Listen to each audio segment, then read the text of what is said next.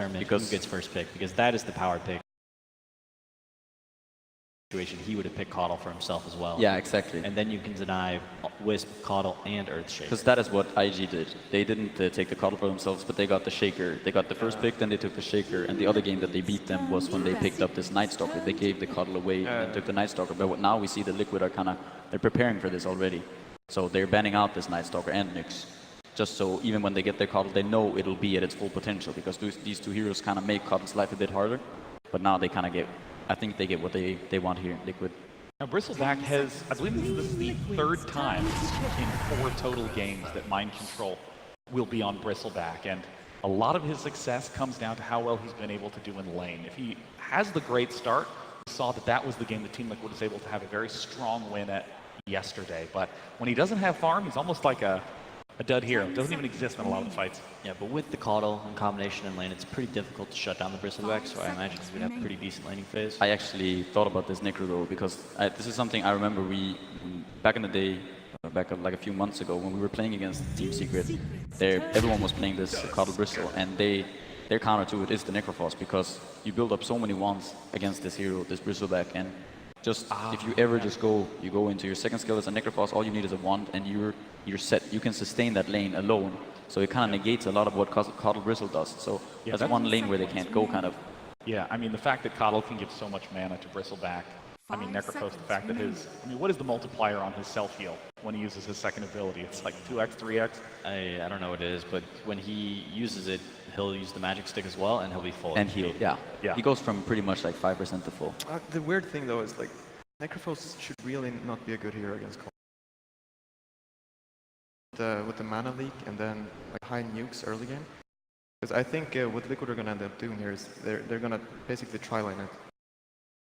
And like then they'll do that for a couple of minutes, and like if you're not careful, like level 1 Necrophos, like you don't got no stick, you don't have no W, like you're not doing anything.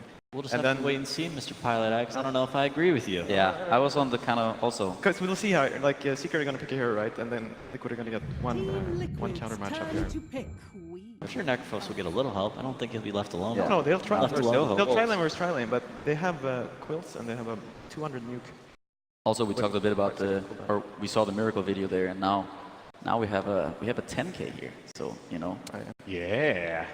10 seconds. What I think Secret can do, and to address what you were discussing as well, maybe their try-retry is a little bit weaker. But what they can have Rubik kind of help Necrophos and just have them survive that lane, and then Puppy on the Spear Breaker can roam between the other lanes and force rotations out of Team Liquid's trial. Yeah. So picking up this Queen of Pain, a very aggressive hero in lane who can blink onto his opponent, hit him with the Shadow Strike, and with the Spear Breaker charge in, it'll be difficult for Team Liquid's solo heroes to exist on lane. Mid 1, 99% chance going to be on Queen of Pain. Queen of Pain, again, I've never heard a mid player not like playing Queen of Pain. It's nice, deals a lot of damage, great escapes. This is Fatimos, right? I think Secret are kind of lacking in tower damage right now. They need a hero to kind of be able to break towers. At some point they're going to have to, and it's Kezu's hero. And I'm not exactly sure which tower hitters he plays. I know he used to play a lot of Abaddon. I know back in the day. Yeah, Abaddon. I've also seen him play some Lone Druid. Right. Do you think Lone Druid is good here though? No. No, they don't feel like it, right? Furion. They're still gonna be, yeah. But they're gonna wait too. They want a good lane matchup as well. So, but yeah, they're gonna need some build. They could even do. I mean, I still feel like they could even do offlane Necro or something a little bit out of left field like that. I feel like they wanna put that Necrophos against the Caudle Bristle. Certainly, certainly. But then if you know that Caudle and Bristle are going to another lane, right. The other lanes don't. They become 1v1 lanes or 1v2 at the worst. They're not really these traditional offlaners in the tri-lane. Yeah, I got you. Ursa. Now, where do you think Ursa's going to be fitting into Team Liquid's lineup? Matoma Man's going to be playing him most likely in the safe lane. They do switch things up a bit though. We've seen that a few times. The Matoma Man has gone mid with Ursa, but I don't really expect him to go mid with Ursa against Bob, and especially not with this Spear Breaker and potential of Rubik. This is one of the tougher picks in the draft phase for any team. The fourth pick, when you have the first pick, you have to, first off, you pick your fourth hero, the other team bans, and then you ban, and then you pick your fifth. So you pick the Ursa in this fourth position because either you don't have to worry about showing your 5th hero because you have to show it before they react. Yeah. But you pick the Ursa because you're afraid of the other team banning it. And I don't really think Secret would have banned it because I don't think Ursa really matches up well against any of these heroes. Oh, I see. Because there's 2 bans following it. The 4th pick is sort of a protection pick in a lot of cases. Yeah. You don't think that they like the Diffusal Ursa against the Necro though? That was what I was Right? going to say. The Diffusal is a really great item on Ursa, and you can pick that up quickly to Oh gosh, yeah. dispel the ethereal form from Necrophos. Yeah, I'm curious to see here what Team Secret goes for in the last. I think Combatant is maybe one of those heroes that they might go back for. And that was actually something that I was thinking about also, because back when they did have a lot of success, I think Kezu was playing that hero a lot. He played Omni Knight a bit and Enigma. And he played a lot of these farming heroes that eventually do scale a bit. And I feel like that suits him. Any hero in particular you're looking at by for either side? I'm just trying to think about his Ursa, man. I guess you're gonna snowball on this Necro. What do you think Miracle would want up against this Queen of Pain matchup mid? I thought it really wanted a Phantom Master. Secret Bandit now. 5 seconds remaining. It's very thrown off by this Ursa, man. I'm just looking at him. What about Ursa? I mean, it's something they're like. I was thinking, yeah, maybe they go an aggro with the Ursa, but that's not good at all. I mean, who even are mids that are solid against Queen of Pain in terms of matchup? Puck is fine. They can do some Dragon Knight and stuff like that, but Dragon Knight's good too. DK against Necro is a little bit iffy though. But yeah, DK could potentially work. Quick pick. Puck makes sense. Nice silence for good against Necro, good against Queen. It's hard to play Spirit Breaker against as well. Kind of. Yeah, it's pretty tough to bash a Puck. Yeah, charge a Puck. Phase shift out. Rubik though, instantaneous disable for Puck. Very good throughout the game. 5 Easily seconds lift remaining. Puck and Necro ult him and burst him. So what's the big thing missing for Team Secret in their final pick? We're about to find out. Choose Oh, that- Wow. oh, Okay. It's nice. no, they're doing. That is that Necro or Queen of Pain offlane for Yeah. Kezu, so Right. Probably. score one for me. It actually looks like it's MP on Quap, so it might actually be a safe lane, or Yeah. is he gonna go mid? We've seen Necrophos in all lanes in this tournament. You want the Draw Ranger to be protected. Yes. Right? And Queen of Pain in the side lane can easily get away from any Tusk Shards or Snowballs, so that makes sense to me. This is kind of curious though. So is mid one then? He's playing the draw, I assume, Most likely. because I don't see Kezu playing a draw ranger, right? I agree. That's a Necrophos for Yeah. Kezu. Yeah. Well, we still haven't found out who mid one is going to be stepping into, but we'll be finding out in moments. Casters, take it away for game one with Team Secret versus Team Liquid. It's a curveball here, Lumi, to round out the draft. I think we saw this at TI6, actually, that the Drow picks became such a problem, popularized perhaps most by Wings Gaming, that they just started getting banned pretty early, often a third, fourth phase ban, sometimes even first or second. Drow is not really at that point right now, and she does slip through here. Yeah, she's kind of hit or miss. We've been seeing a lot more misses this TI round, and that's why, like you said, it's deep in this draft. This draft does feel very awkward. I feel like our panels and ourselves as well are not sure about how these lanes come. Things are a little bit awkward. Panel talked about how the Ursa can be big, getting the diffuser blade and going right on top of the Necrophos. But this is an off-lane Necro, so perhaps you don't have to worry about him as much. He's not going to get as much farm or experience. So many comfort picks in this draft, right? Like, it's a Rubik first Yapsor pick. The Rubik just keeps on moving up. Then it started to be like, maybe your third pick into the draft, and now it's first phase. Pretty soon it's going to be first overall or first ban if Yapsor keeps on delivering. And, as I look at this match, I think it is worth mentioning that 3 of the fan favorite teams, at least 2 of them, I think favorites in most people's books to go deep in the tournament, are all in this tight little cluster. You've got Empire as the dark horses, and then EG going to be facing them. And meanwhile, Secret and Liquid, only one of these teams has a shot at getting into the top 6. Yeah, it's really rough when you lose your upper bracket matches, and TI is merciless in that. it really is. I mean, you get a lot of chances, right? You get a big round robin first, then if you start in the upper bracket, you have a series to give, but these teams, they've already done that in some form or fashion, so we enter the unforgiving fields of Dota, where Miracle just focuses on the game, envisions himself being one with the hero. We'll see if that makes the difference here, as Liquid do early on find MP, save the skill point. Probably going to be forced to skill the blink and jump away. Early harass taken here by the Queen of Pain, but Puppy revs up the charge. They want to secure this bounty rune. He is going to back down. Mid one ultimately will be handling the Drow. It's an offlane quap that leaves Kezu safe as the Necro. Huh. Are you surprised at all by the laning setup here? Quite a bit, because I think the offlane quad, especially now that they know that she's still Blink, she has pretty much no power to really take over the lane. So they're gonna charge on mind control. Not sure whether they could actually succeed, get the kill, and lift him back, give him the heal. They're gonna try, but these quills are slowly stacking up. They're not that scary at level 1, and Secret's persistence pays off. Big grab for them. The Drow are likely the difference maker there with that bit of plus damage over a sustained period of time. But very good block here on Miracle on the mid lane. Look at how Drow can't even actually walk up the lane CS. I mean, she can, but she'll just eat a lot of harass while doing so. This mid Drow to me is gonna be really, really hard. This is reason number 1. Curl is gonna just be a huge annoyance. Miracle's actually got to be a little careful. There's a lift available. This charge is coming in hot and heavy. They've got the physical damage, and he goes down. Puppey coming in again with the punish. Could be a storyline this game as Curl almost dies as well. There isn't a whole lot to deal with this charge, especially early. Yeah, and it was a first, second overall pick, I believe, on the Spirit Breaker. Like they grabbed it first too. There's plenty of time to pick heroes that can deal with it, but Puppey already off to the races. Yeah, I believe we casted a Team Secret game during the group stage, and they, again, just early picked Spirit Breaker. It wasn't effective at all in that last game because the opponent just drafted around the Spirit Breaker, made sure that you have ample amount of stuns, but Team Liquid evidently more worried about other stuff, and the Spirit Breaker is going to be effective this game. I think later on, he may fall off a lot because at that point the puck becomes very elusive, right? You have the snowball save in the larger fights. They do, again, make their move onto this puck. The silence has already been skilled up, and Miracle may go down. He will again. It's the trifecta for Puppey. But yeah, in theory, Lumi, right? Later on, Bristle is great against the charge because he's just so tanky. You don't really want to go on him first, in theory.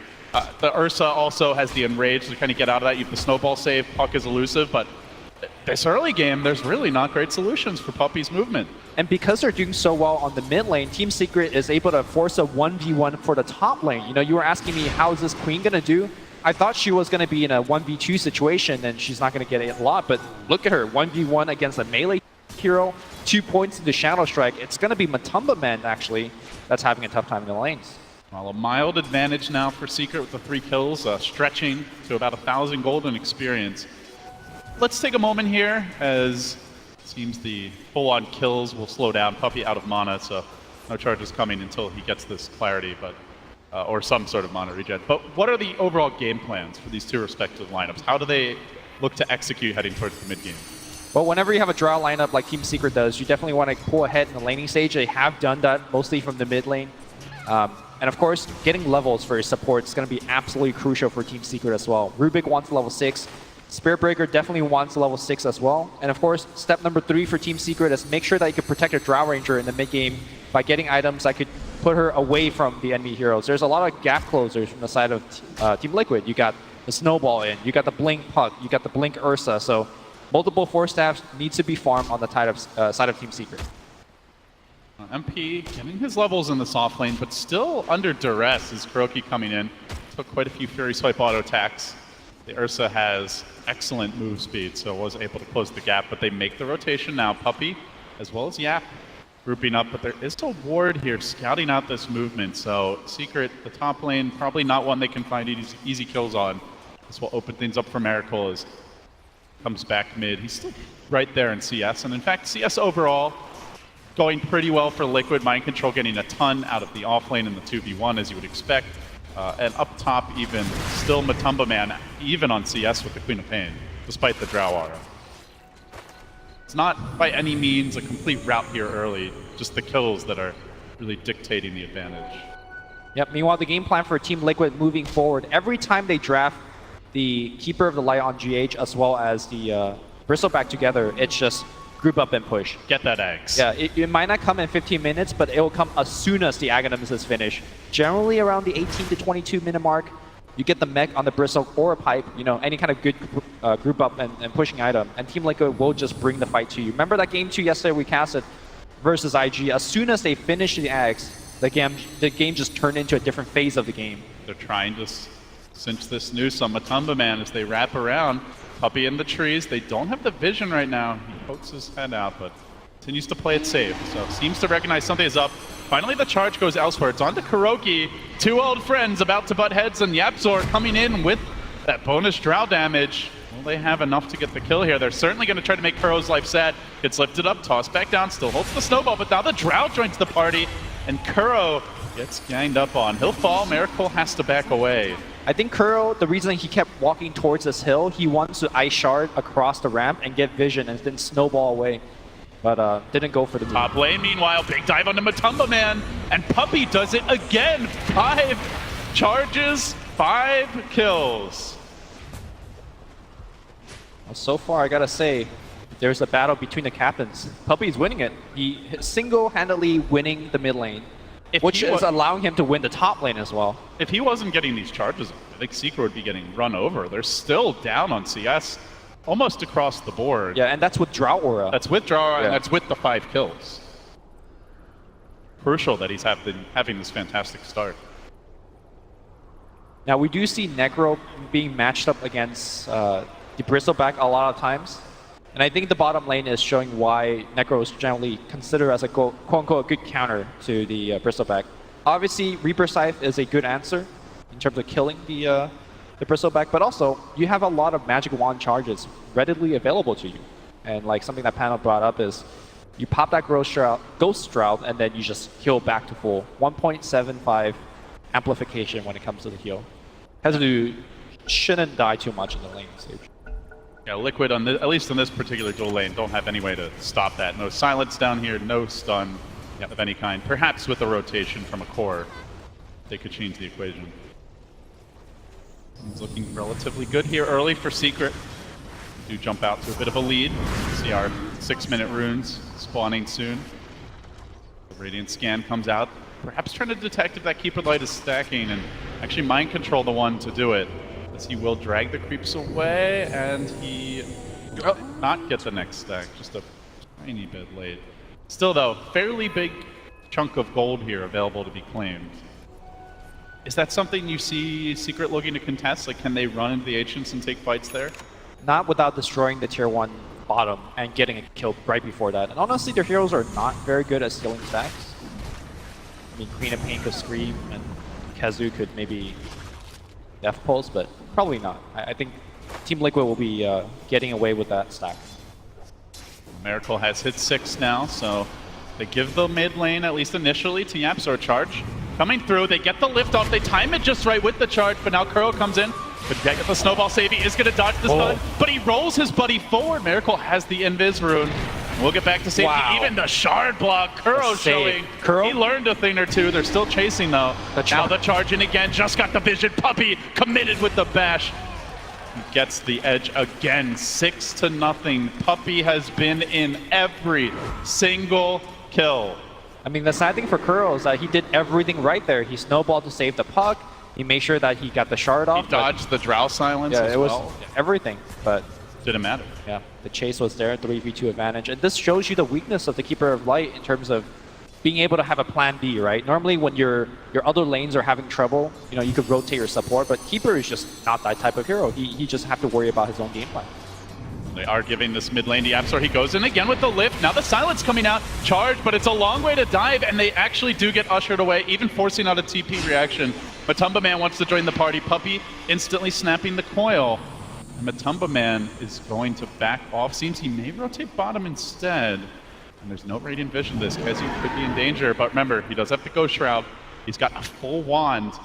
With the Rain of Health, with the max Death Pulse, the heal will be enormous. And while Diffusal Blade later on could be a solution, Kezu doesn't have too much to worry about now as that bottom rune spawns. Puppy again with the charge. He goes onto GH. He is real committed, and he keeps on finding these kills. Another takedown. Give Puppy 7. Somebody stop this man already. Finally, it's Yapzor who pays the price. Normally the other way around, and now Puppy on the run. He's got to charge out of here. Could be his ticket home. No mana on Kuro. He's going to have to move soon, though. He goes for the man fight. Charge out. Snowball was not available. Lacked the mana for it. Pretty rare you see Yapzor die. Normally it's like his core dies mid and he's the one just soaking up the experience. Yeah, I mean, you know, he's playing the squishy Rubik. bottom tower. This is a role reversal. Puppy's usually the one dying repeatedly, and Yapsor just Puppy's raking in the gold and experience. Charging in again. Why not? Fool me once, fool me twice, but fool me 7 times. Make it 8. A clinic from El Capitan. I'm surprised that Miracle got hit by that. Yeah, sure, it came from fog, it came from an awkward angle, but generally he's, you know, that very mechanically skilled player that could phase that kind of initiation. But Now top. Woo! MP Sonic Wave. scoring the kill. Puppy there just for a little moral support. you know, coming in here, I think a lot of people say, look, Team Liquid is perhaps the better team. They did better in the group stage, but if there's one thing that this TI has taught me is group stage is just behind us now, you know. What matters is this one best of 3, and Puppy is doing a very excellent job at putting his team ahead in this game 1. So Secret have had a fantastic start, Lumi. That's a big secret here. What is the next step for them? You mentioned they're a pushing lineup. Are they ready to start pushing? Do they group up? Do they split push? Are they waiting on certain items? Like, what is the next step in the master plan here? They want to be able to push in a very safe manner. You don't want to push and then have Ursa jump in the middle of you and just die. So first, you want to have Force Staff on pretty much all of your heroes. As we see a charge going right on Miracle, there's that phase dodge. And now Puppy might be in a little bit of trouble. Coil's going to get used, and they have the double damage on Miracle. It's activated. Puppy might be giving away a kill. He does. That is a killing spree streak. And now Yapsor, perhaps a little bit of trouble. He goes in. Silence, not going to hit, and not going to be enough here, as now he's taking a ton of right-click damage. Mid-1, revenges his captain.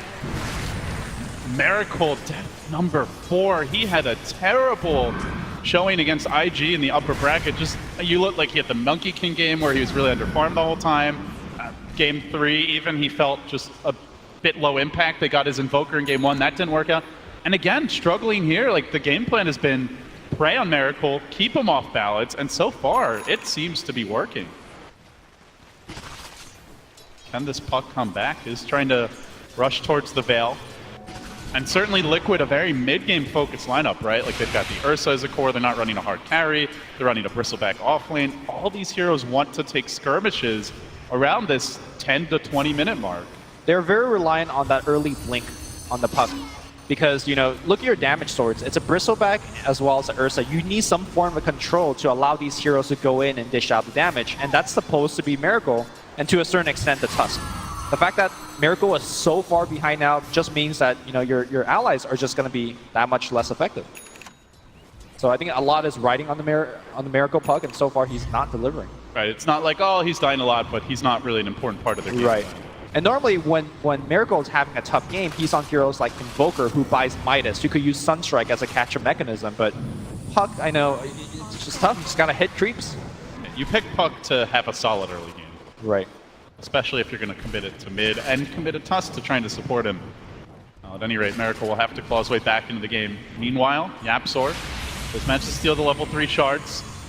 Given that Secret picked it up so early, Lumi, I want to ask you, like, how good of a Rubik game does it look to you right now? Do you think this is a game where Yapsor can have that huge impact and take over? In terms of the spells that he could steal, there's not anything like game breaking, like Fissure or you know, Sand Stun. Yeah, that kind of stuff. But it's more about his positioning. Ice Shard to me is probably the most game breaking steal spell. Like, he could also have, I think, Chakra Magic is pretty decent for himself or for his ally. But it's more about the fact that when you pick it first pick for your team, you don't give away any strategy, you know? Rubik is... Here we go. Trying to set up on Kuro here. The charge comes through. The lift is timed right, but Puppy gets put out of the shards. The shards are saving grace until MP rushes in. He's got his ult available. They're going to have to chain him down. They can't quite do it. Even the uppercut, probably not enough. MP could die for Kuro. He doesn't have the blink ready. Now he does. And he will blink away to safety. Probably could have saved that scream, blinked on Kuro, gotten the kill. May have paid with his life, though. And MP, normally a very low-risk, safe player. He is the space creator for this team. He's going to score them a kill there. So, tier 1 down mid now, and Secret off to the races with that 6,000 gold advantage. They start to group up. They start to threaten towers. Liquid not looking like they want to contest this, at least not yet. They can't contest it. Honestly, I don't think they're able to fight into Team Secret right now. At best, they should go for tower trades, and they are. Ice Shards on the mid lane, finds mind control. The charge is going to be in there. They have the lift available as well. No Sonic Wave, though. They will have to Reaper Scythe, and it's going to fly up and chop his head. Easily dealt with. He had about 1,200 gold there. but hadn't spent it yet, so a whole lot squishier. Had not picked up the cloak, and meanwhile, in the Roche pit, a crucial time for Matumba Man to get bashed, but mid one, not wise to it. He will snag that Aegis. They'd rather go for this Kuroki kill. Snowballing up, trying to roll away. Puppy's there. Just needs a bash to score the kill with MP's help. Not even the bash required, as it turns out. So while they get the Roche, really have to ask, is it even worth it for Liquid, giving up so much else elsewhere? I think they were going to give up those kills regardless. And it was lucky for Matu that he didn't get bashed to death by Roshan. It looked like that might have happened. But What's going to stem the bleeding for Liquid? What is the? You mentioned the puck blink. He does opt to get it now, delays the Veil, which Miracle was choosing for, or initially aiming for. Is this it? Is this blink going to change the game? it has to. It's looking like it's going to be harder and harder as there are more and more force staffs being built on the side of Team Liquid. And GH is not rushing towards an Aghanim Scepter either. He feels so endangered by these heroes that he has to go for a force staff himself. So that timing push I talked about that Team Liquid will eventually go for, that is also delayed. Tumba Man, he just got done picking up this Aegis, and now he's about to lose it. Charge gives the vision with the help of the creeps, and the kill secured. Now grabbing the overpower. Get ready for this coil. But Miracle comes in, drops the 4-hero coil. No follow-up whatsoever. Does get Fuzzy Wuzzy back to safety, but still Aegis blown. And all the while, Drow farming away. It's still Secret on offense. Miracle pulling out all the stops just to slow down this push. And to be fair, it is tough to push into the Keeper, tough to push into the Puck. But nonetheless, the rest of the map can be farmed freely. Not if you kill heroes first. Insta smoke, and now the move onto Matumba. No vision right now, but they might get it soon. They've got that ward, and he just walks in range of it. Puppy could set up. He thinks about the jungle. Doesn't have the vision out, but they know he's up the hill. Dire vision is lacking down this ramp. They could probably catch him out, and Yapzor's the first man up. He actually lifts the Bristle instead, pulling him back. And they say, no, we don't want to go on these tanks. Let's chill. Yeah. I think if he lifted the Ursa, maybe he could force a kill, but I think Bristleback was the first person he saw. Very risky around the shrine to be overcommitting there. Well, I'm glad that Miracle has not gone for the standard Veil first. Instead, he goes back to the Blink. I already issued, how important it is for him to set up ganks for his allies. But it's still, they need a little bit more here from Team Liquid. They need the Ursa Blink, and they need Mind Control to get tanky. For Team Liquid, if they could make sure that the game stays the way it is now, where they don't give up too many kills, yeah, sure, they're getting out-farmed, and maybe they're losing a tower every once in a while, but they just need time. They're getting a little bit of it right now. Yapzor lurking in the tree line mid. Loves to rush the Blink on the Rubik, but this game he is picking up the Yules, and I mean, what a great Yules game it is with the Puck silence. You've also got the Ursa with just the constant threat of that burst damage. A good way to kite him and control him, so he's opting to change up the build here. Yeah, very strong defensive item against the silence, like you mentioned. Mono Leak in the future. Ursa jumping on you is also good. Here we go. Mind Control in the mid lane, showing himself, and Liquid are going to summon the reinforcements. GH crying out to his team to come and defend, but it's slow chip work being done here. Tumba Man TP's home. Secret still holding the high ground. Retreating back to safety. They'll shove out this top lane. Only lost the 1 tower so far. 2-tower advantage for them around the map. I think we're starting to see perhaps a weakness of Team Secret's draft. They're ahead so much.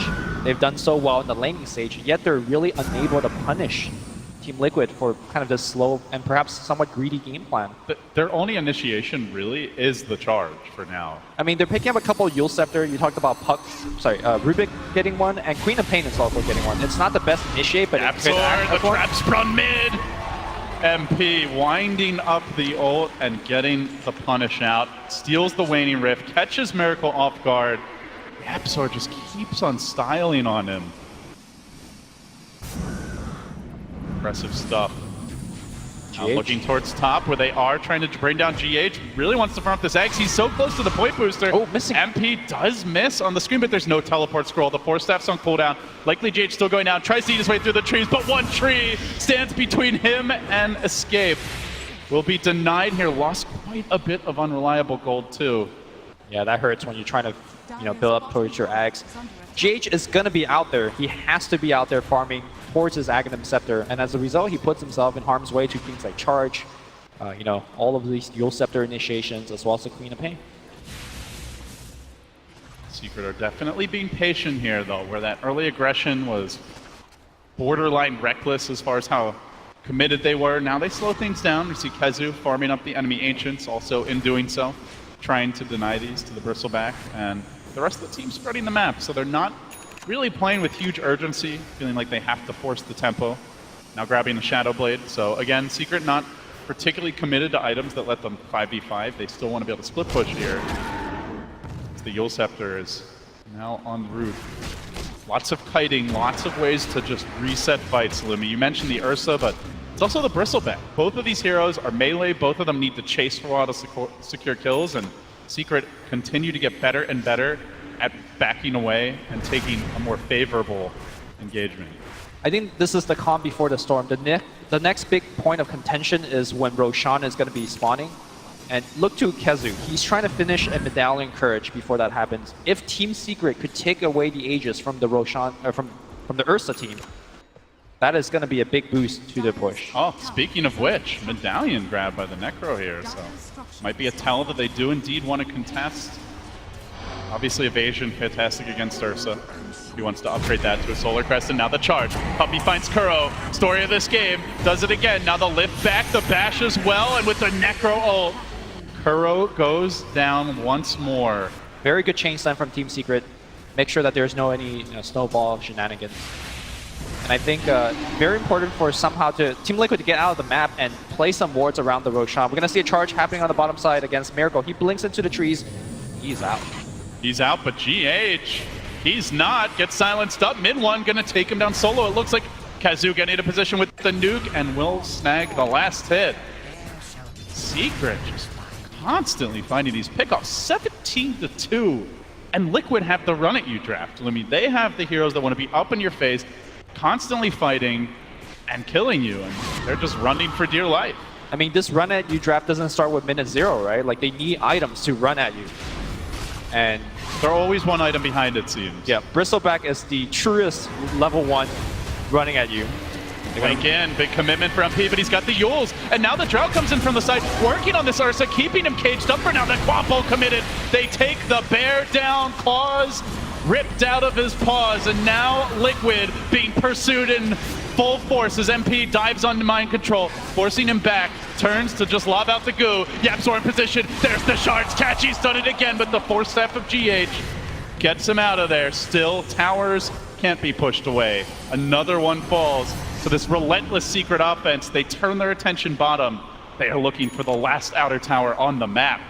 Because they're so far ahead, every time they win these fights, they're not too low in HP. They have an Urn running on Puppey, and they're going to just keep on running, like you said. That's 6 outer tower. I mean, if you talk about the successes of a Drought lineup, this is it, right? And 22 minutes. And they've lost 1. Yeah. They've only lost that bottom tier 1. 5 tower lead now for Secret, and you talked about the importance of the next Roche. God, it gets hard for Liquid to take it now. Yeah. It's going to be a real, almost like Cloud9 level Roshan attempt. This is the Cloud9 one, right? Like, you just go in. Go in solo. Hope nothing happens. We've seen this go several ways in the past, as Matumba Man just prays not to get bashed. It's going well right now. So far, so good. Does Puppey have the game sense? They Check are it out. caravanning, but it's down towards mid. I mean, to be fair, I don't know how much this Aegis actually matters for Matumba Man. Tries to finish the Rose. He will commit his ultimate, scores it, but Get out, Secret get out, are in position. get out. Puppey's coming through. He blinks to the north. MP on the chase. They have Yules to pick him up, but he just fogs him. All right, he's fine. I mean, you say how, you don't know how much this Aegis and cheese matter, but it's very important. It's gold Secret don't get and experience that Team Liquid just got, and they are starved on both. Yeah, we'll see if the Ursa can do much in the next fight, but at the very least, you don't have to worry about killing someone on Secret twice. Yeah. It's very clear what Liquid's game plan is by the way that they're itemizing. Look at Puck. He goes for Blink and second item, Boots to Travel. This is him trying to say, look, the only way we're going to come back in this game is split push. We have to just get out on the map. Sure, we're going to get caught sometimes by the Drow Ranger with her Shadow Blade, or, by Spirit Breaker with a charge, but we still have to get out there, stretch the map open, and just drag out this game. 10k lead is a lot at this point in the game. Less so in maybe 10 to 15 more minutes. Now the 420 strat. That's the plan here. This is gonna Still though, 19-2, man. This is. I know. He's got to bide his time for a while. It's a puck with no Midas, so and no kills really to speak of. Only level 14, 24 minutes. We've seen them a lot higher in past matches. So Liquid, very much tucked back inside their base now. Secret freely roaming about the map. They did complete the Solar Crest on Kazu, so they gain a way to deal with the aggression of this Ursa. Now it looks like he's queuing up the E-Blade. The Diffusal Blade was talked about as a potential tool, but Tumba Man, not even that close to it. Still only has one Blade of Alacrity. It's just Liquid really needing items. I think the bigger point to talk about is that GH is more than halfway to the Ags. And Team Liquid really plays very differently once they have the Aghanim Scepter on Keeper. You just have a vision advantage all of a sudden, half the time during the game. You get to push. That sustain is pretty powerful. We're going to see a charge to start things off, and this is a smoke charge. Puppy's running into 5. Kuro will finally exact his revenge, it seems. That was a satisfying uppercut. Well, Team Secret is going to respond by just hitting your tier 3. MP just blinks on the high ground, says, I see all 5 of your heroes, you better back up now. And forces at least 1 TP. Liquid going for the trade here as they work on that tower, but in the top lane, that catches the puck. Miracle down again! 6 deaths, only 2 kills to his name. Secret continue to prey on him and now prey on the towers as well.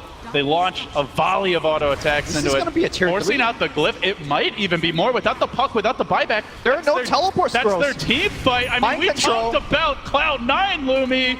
No TPs. It's far too much Cloud9 for Liquid's liking now as they try to dive on the mid one. Kuro the sacrifice. Mind control now has to back away. The melee Rax is dropping rapidly. Glyph already committed. They pump the damage in. They're about to get the kill and they might get more. Kezu has the ult. Waiting for the moment here. Doesn't want to blow it on the Aegis. Oh no! Yul Scepter not timed right. The quad bolt comes through. They still pop that Aegis. They still get the follow-up kill.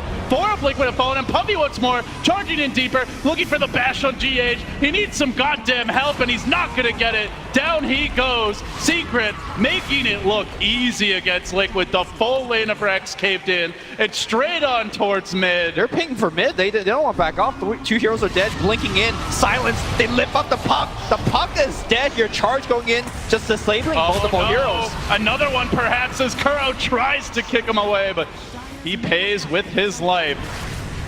Now the tower This is game. in shambles. The game likely over. Liquid are on the verge of elimination after dropping this one.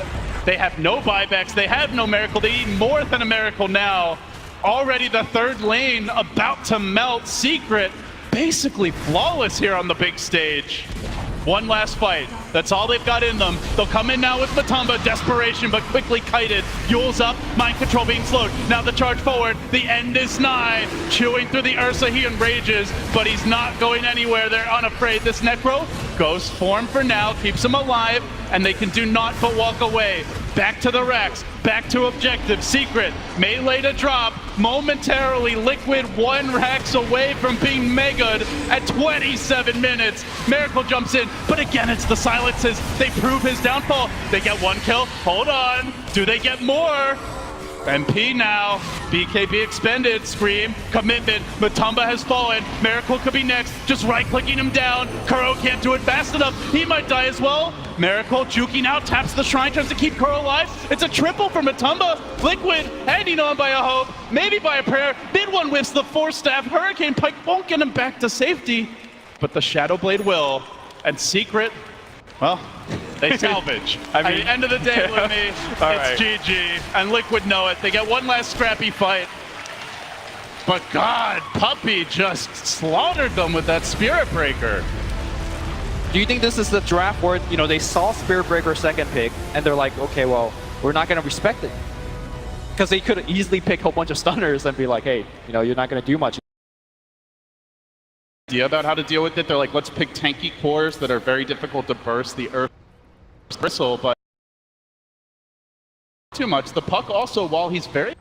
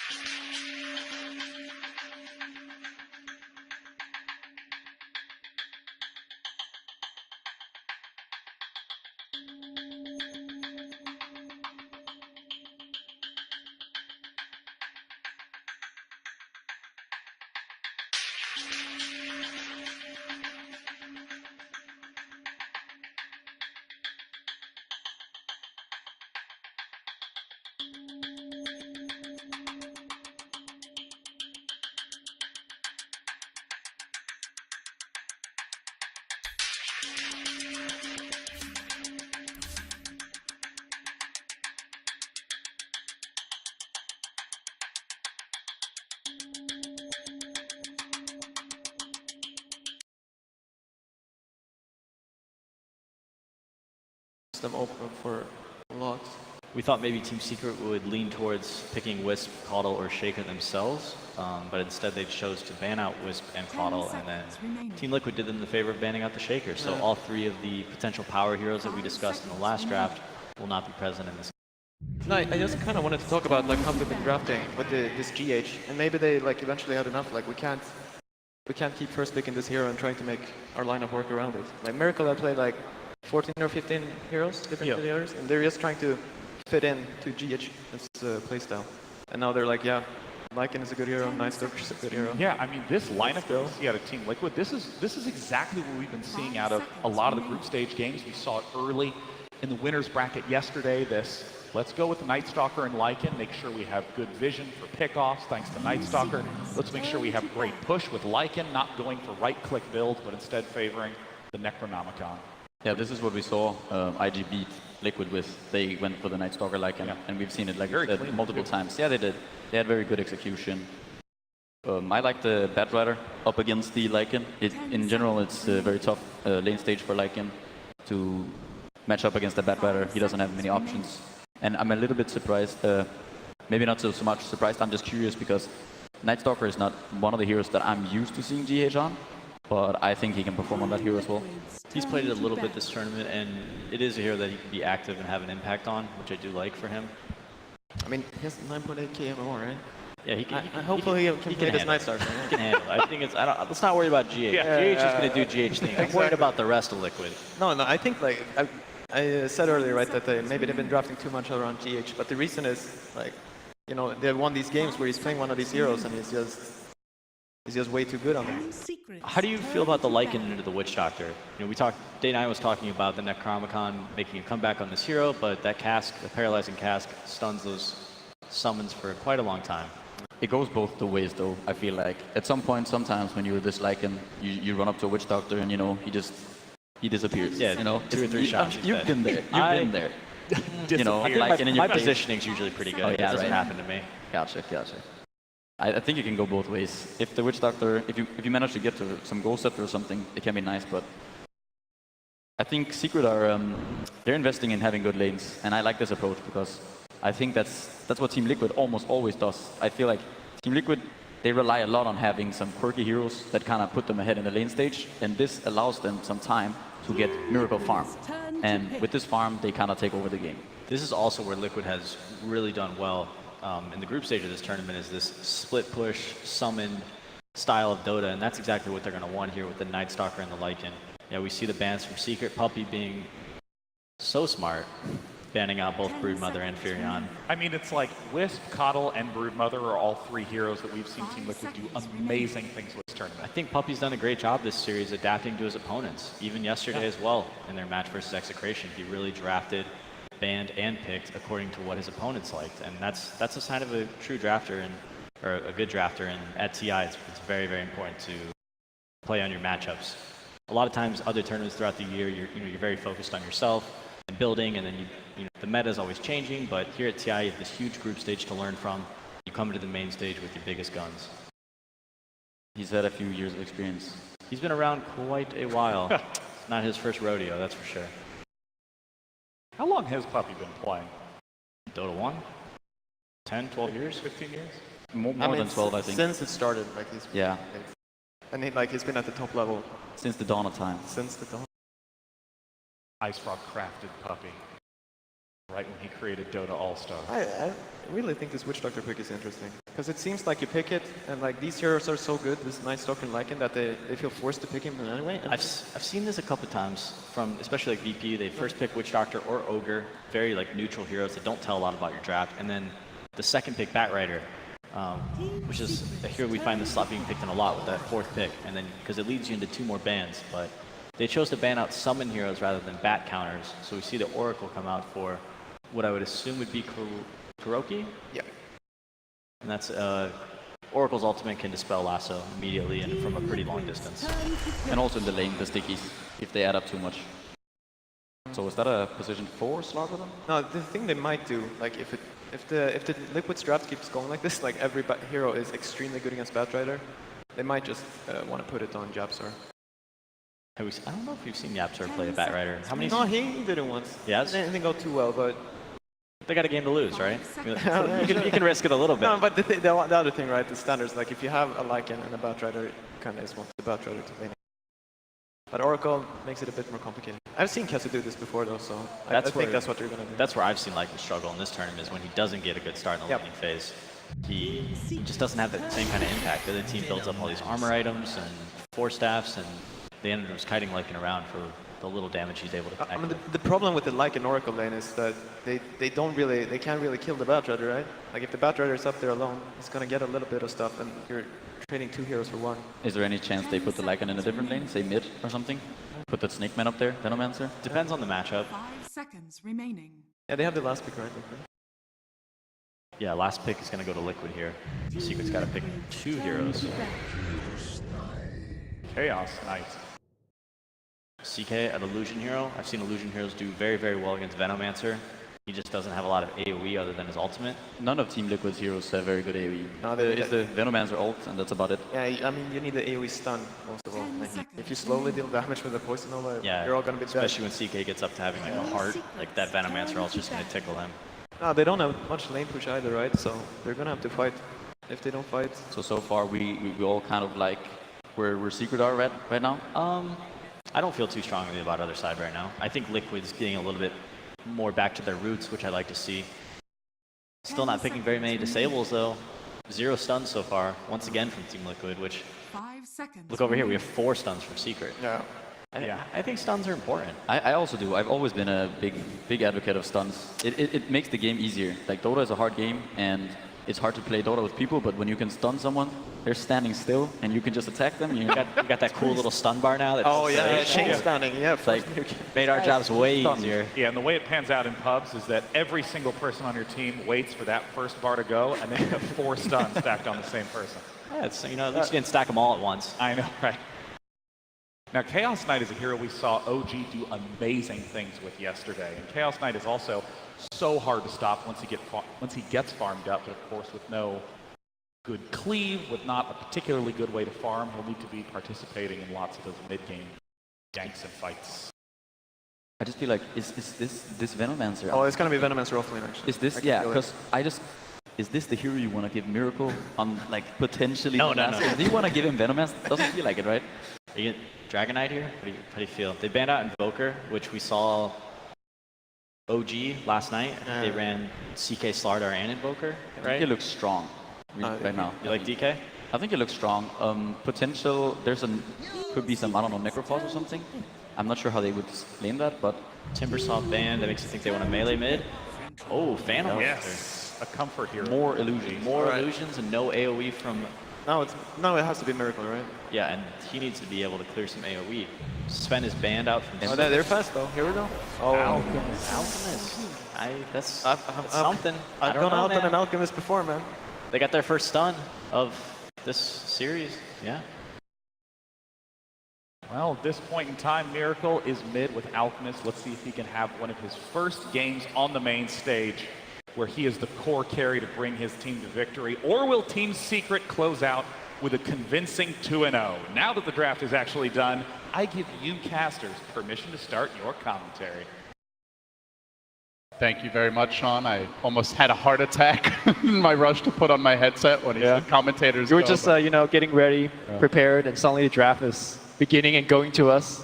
John, you can't kill us that easy, much as you might try. Dota is alive, and so too, at least for now, our team Liquid here, Lumi. But For now. is this the draft? I mean, this is a very risky draft. I think it might have been the best pick they could have gone, because if they try to go for an AoE stun like the panel suggested, think of Lena, something like that. I don't think it's going to be enough by herself to handle both Chaos Knight and PL. So they're saying, look, forget about the stuns. We're going to just beat you in a different avenue. And that different avenue is going super late with Alchemist. And hopefully they could dodge all of the ganks, all of the fights up to that point. Is it a good Alk game? Like when you look at Alk, it's like how early can he farm? You know, is he going to be able to stay alive? Who can he give Aghanim Scepters to? Do you think this is a good outgame? No, I don't think it's a good outgame because you got a lot of physical damage coming your way. However, you do have Oracle, which is one of the best Alchemist partners. You throw that false promise, you got a ton of heal just from the regen. But All right, let's see if Team Liquid can make it work. Backs against the wall. They got to take 2 here if they want to stay alive.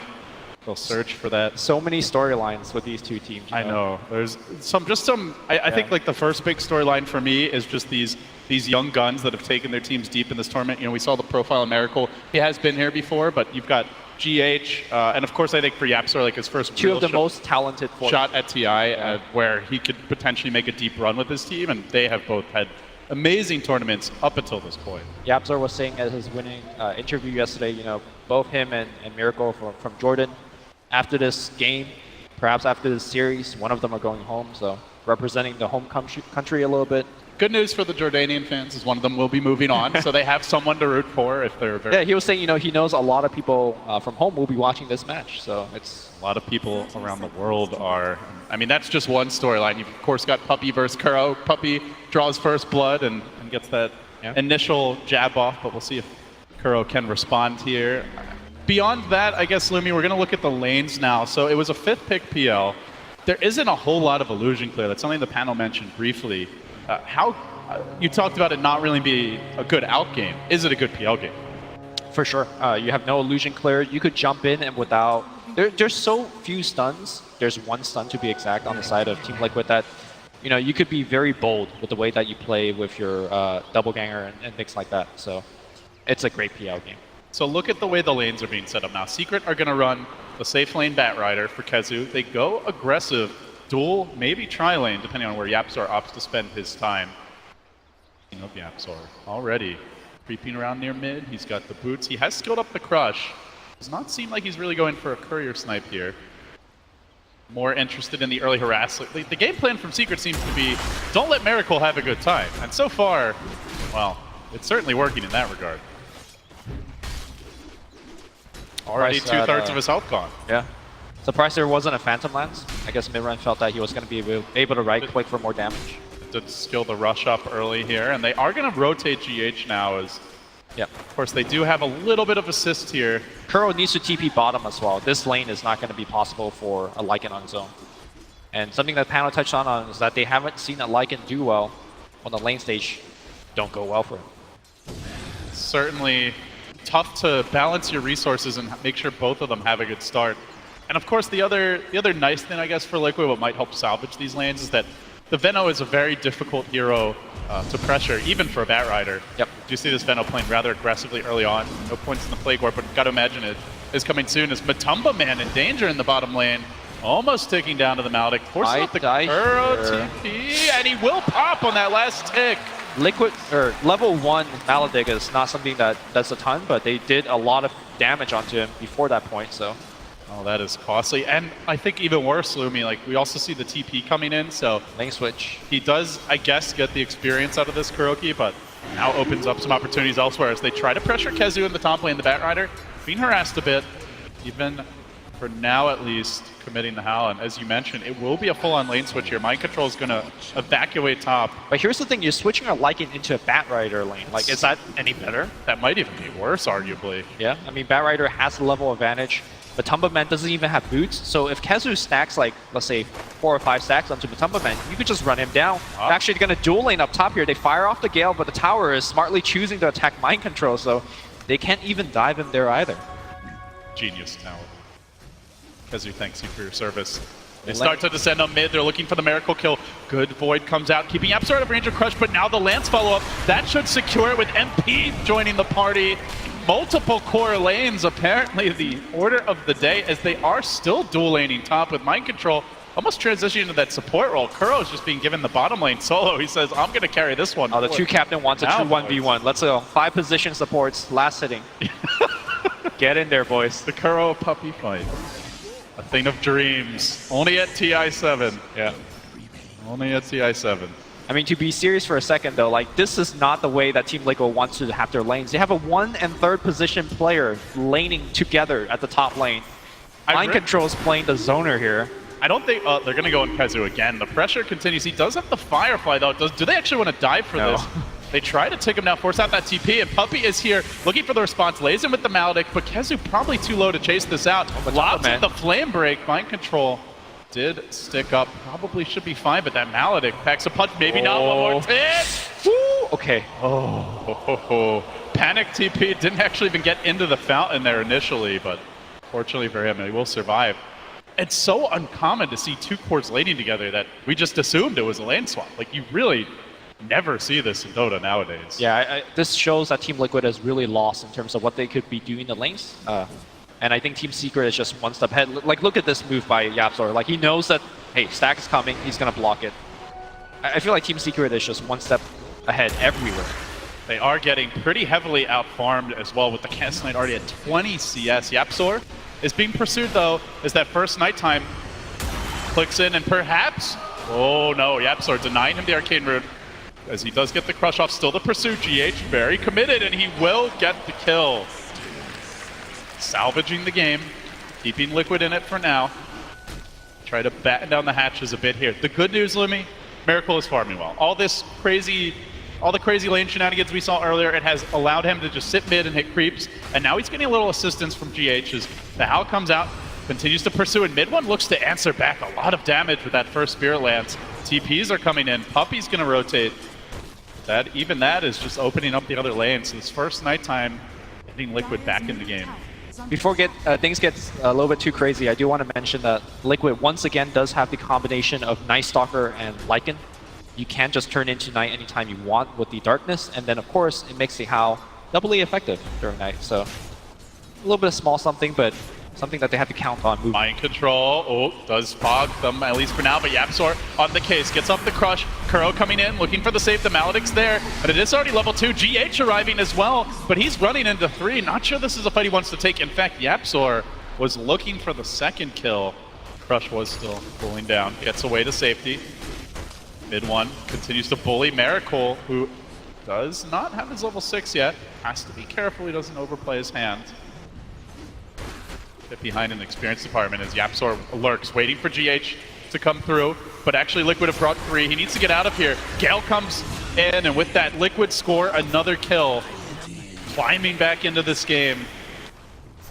This nighttime has really salvaged things.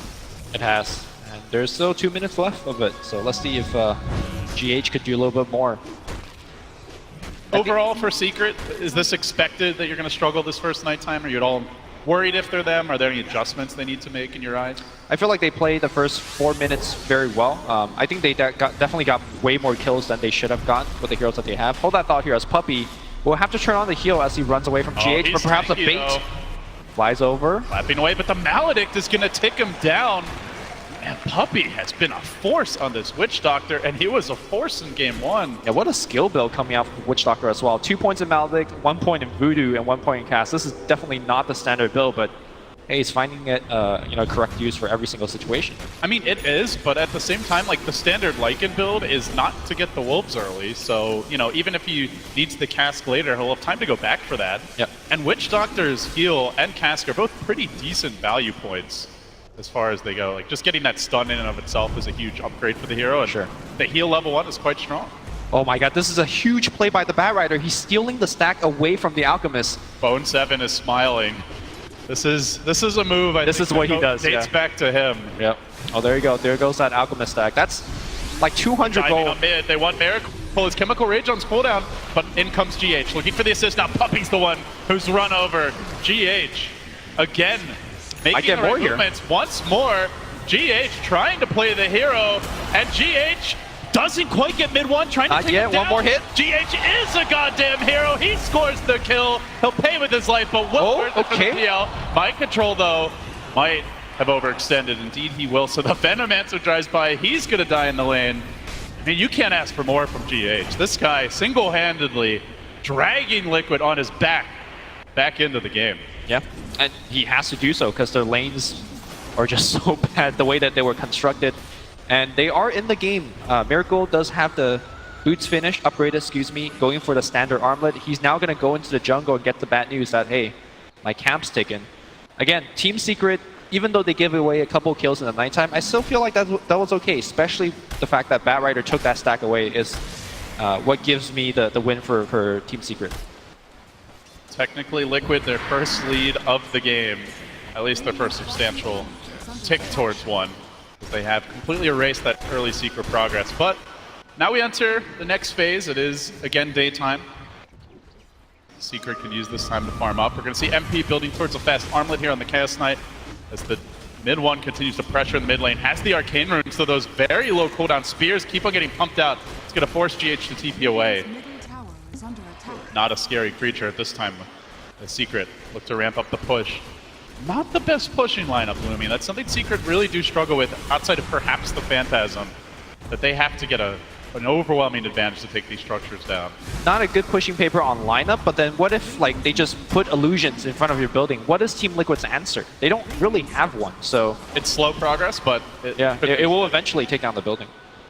They do chip it down, only to half HP, but nonetheless, progress for them. As elsewhere, Liquid are using this time to farm out. Mind Control trying to get back in the game, only got 2k net worth.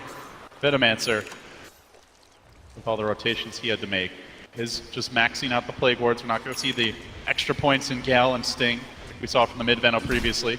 And I go for mid one on the mid lane, but again, there's so very little control for him. He just jumps away. Now a Smoke, Secret making their play. They want Matumba Man. Does have the shapeshift. They're going to have to change on him. The lasso's available. They want the Wolf, and they'll get him, at least initially, pulling him up onto the high ground where Puppey is lurking with the Maledict. The crush comes through. Kuro to the rescue, though. I don't think Matumba Man dies just yet, and now he chases forward. Wants a piece of Puppey, looking for vengeance. The Witch Doctor's overextended, but Yapzor trying to at least get the time out there. Not going to happen now. Yapzor on the run as well. They hound him. They pursue in force. A little bit too far. They are going to back away now, and on the chase is MP. Back the other direction we go. Ping-ponging onto Mind Control. The short duration stunning now. Gets up the poison over the crush. Connects on only one. The Snake Man's down. Secret going to back away for now. But this is all buying time. Yeah, this is a Miracle is farming. very good fight for Team Liquid. You know, like you mentioned, Miracle hasn't even needed to join any single fights. I think Team Secret definitely overestimated what they could have done taking a fight at the enemy shrine. Great TP coming in from Kurogi tapping that shrine. And once that shrine is activated, that Maledict really doesn't do much of anything. So, good one-for-one trade for Team Liquid. And checking on Miracle's farm, he's up to 1500 with Armlet and Treads upgraded. Hey, they might be actually able to do it. And looking at the tower now, Glyph gets forced out. Dire's middle tower. No darkness available. It is still daytime. Imagine Liquid might want to wait to fully contest this, but with the catapult, hell, they might try it now. Chemical Rage active. DD Rune can be popped. Last hit to Miracle. Give him almost 2,000 gold, halfway to the Relic. Can he make it out though? But can he get away? It certainly seems that case. Okay. Who's the big boy now? Miracle just absolutely shreds him, and the chase goes forward, looking for more. Well, I don't know if Miracle's going to pop off this game, but that's a good start, you know? Tower last hit. Doing it during daytime as well. Secret just not respecting him. Top lane looks like they're trying to make a dive for the Tumba Man, but no blink just yet here on the Batrider. Kazu did opt to go for the drums first. Flying out now. And mid one also rushing the Diffusal Blade, so not even going to upgrade the boots here. Go for any stat items outside the Aquila. Just let's get that Diffusal out as quickly as possible. Moving on from this point in the game, I think Kuro's positioning in fights is going to determine whether Team Liquid has a chance or not in this game. He is public enemy #1. He's the one that's providing the spells as well as save for the rest of the team. And there's so many heroes that could easily get behind him. You know, of course, mid one with his Diffusal Blade, Chaos Knight with Reality Rift, as well as the Slaughter kind of just coming in the backline. So, speaking of that Slaughter, GH again on the prowl here. Has the phase boots picked up. Always a threat to flap over the trees. So when is Secret's next move? Is the Diffusal Blade the armlet at that point? Do you just go? Do you start taking those fights? Or? I think you're waiting for the blinks from Slaughter or the Batrider. Okay. You really need a hard initiation to find the right target, whether that is Kurogi or somebody else, and go for the quick kill. I think if you're relying on Diffusal Blade or drums, that's not fast enough to get the right initiation off, and Liquid can come in, you know, whether via tower TPs or just good positioning of their own to kind of take a good fight. You don't want to fight into an Alchemist lineup when you don't have enough, because if you just die to an Alchemist lineup, you just give him more time to farm, and that's a recipe for disaster. So Puppey does continue to just keep on maxing out this Maledict. Now level 3. Still only the 1 point in the cast, and could become very relevant here as Matumba Man is building towards the Necro Book. This has increasingly been the more popular build. We've seen a lot of players shying away more and more this tournament from the Armlet Mask of Madness. It's GH prowls the dire jungle. Looking for that next opening. Diffusal Blade is nigh. MP's Armlet only a few creeps away, so those 2 big early combat items for Secret about to come out. But Liquid the ones on offense. Grouping up behind Miracle, they look for this tier 1 top. With the tower falling, Radiance will be nearly complete. Back Puppey, in a bit of danger, lobs out the Maledict, but then gets silenced up and GH pursues onto the high ground. Really wants to force it, perhaps he's been baited in a bit too far. Cast coming out, Maledict ticking in, and will pay with his life. Space created. But space for the tower. I mean, you just dove into a tier 3 for a 1-for-1 trade, and you got 2 teleport scroll from a 4 position. And you got the tower, you got the Radiance. Give him that chat wheel, man. Space created. Well done. And he needs to do that. Space. He's not that kind of player. He lets us play, dude. That's all he needs. Well, Miracle has the Radiance online, 14 minutes and 30 seconds with Treads upgraded as well as Armlet. Not the best time ever, but very, very serviceable given how the laning stage went, right? Remember, you gotta keep in mind that Matumba Man got first blood at bottom, or he got killed bottom. They had to lane with a Veno for a while. That was just not a good start. They're still in the game. Definitely not a part of the plan, but it's working out all the same for Liquid. However, the change-up could be upon us momentarily as they look for GH here. Amp damage coming through. Kezu no blink though. Can't wrangle the vampire. Kezu's not going for Blink. He's going for a Yule Scepter. What do you make of that? The Night Stalkers? No. I mean, but you're a Bat Rider. Your job is to initiate. I guess he feels that, look, there is an Orgo on the other side. He gives respect to Kuro that he feels that he won't be able to get off very reliable initiation. That he just want to itemize in a different manner, but then you have a Bat Rider not at 100%. The Slardar is about to get it. So Yapsor very close to his blink, and to be fair, like their lineup's good at chasing, right? With the PL, yeah, Diffusal Blade, even Chaos Knight, a decent chaser. I mean, you're just putting a lot of stock on that Slaughter being able to get that initiate off. Well, they got the scan that might give them the opportunity here. At the same time, it's nighttime, and GH knows he can see when Secret just creep towards that ward. So Liquid constructing a fairly safe push here, plopping down the Serpent Wards. And now Darkness falls. Do they commit? Middle tower has fallen. Quit thinking about it. Secret still want to hold this tower. They conga line through the trees.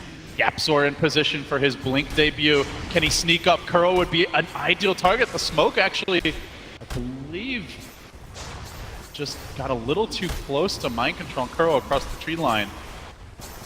Instantly you see Liquid are confident to back away. They see no one farming elsewhere.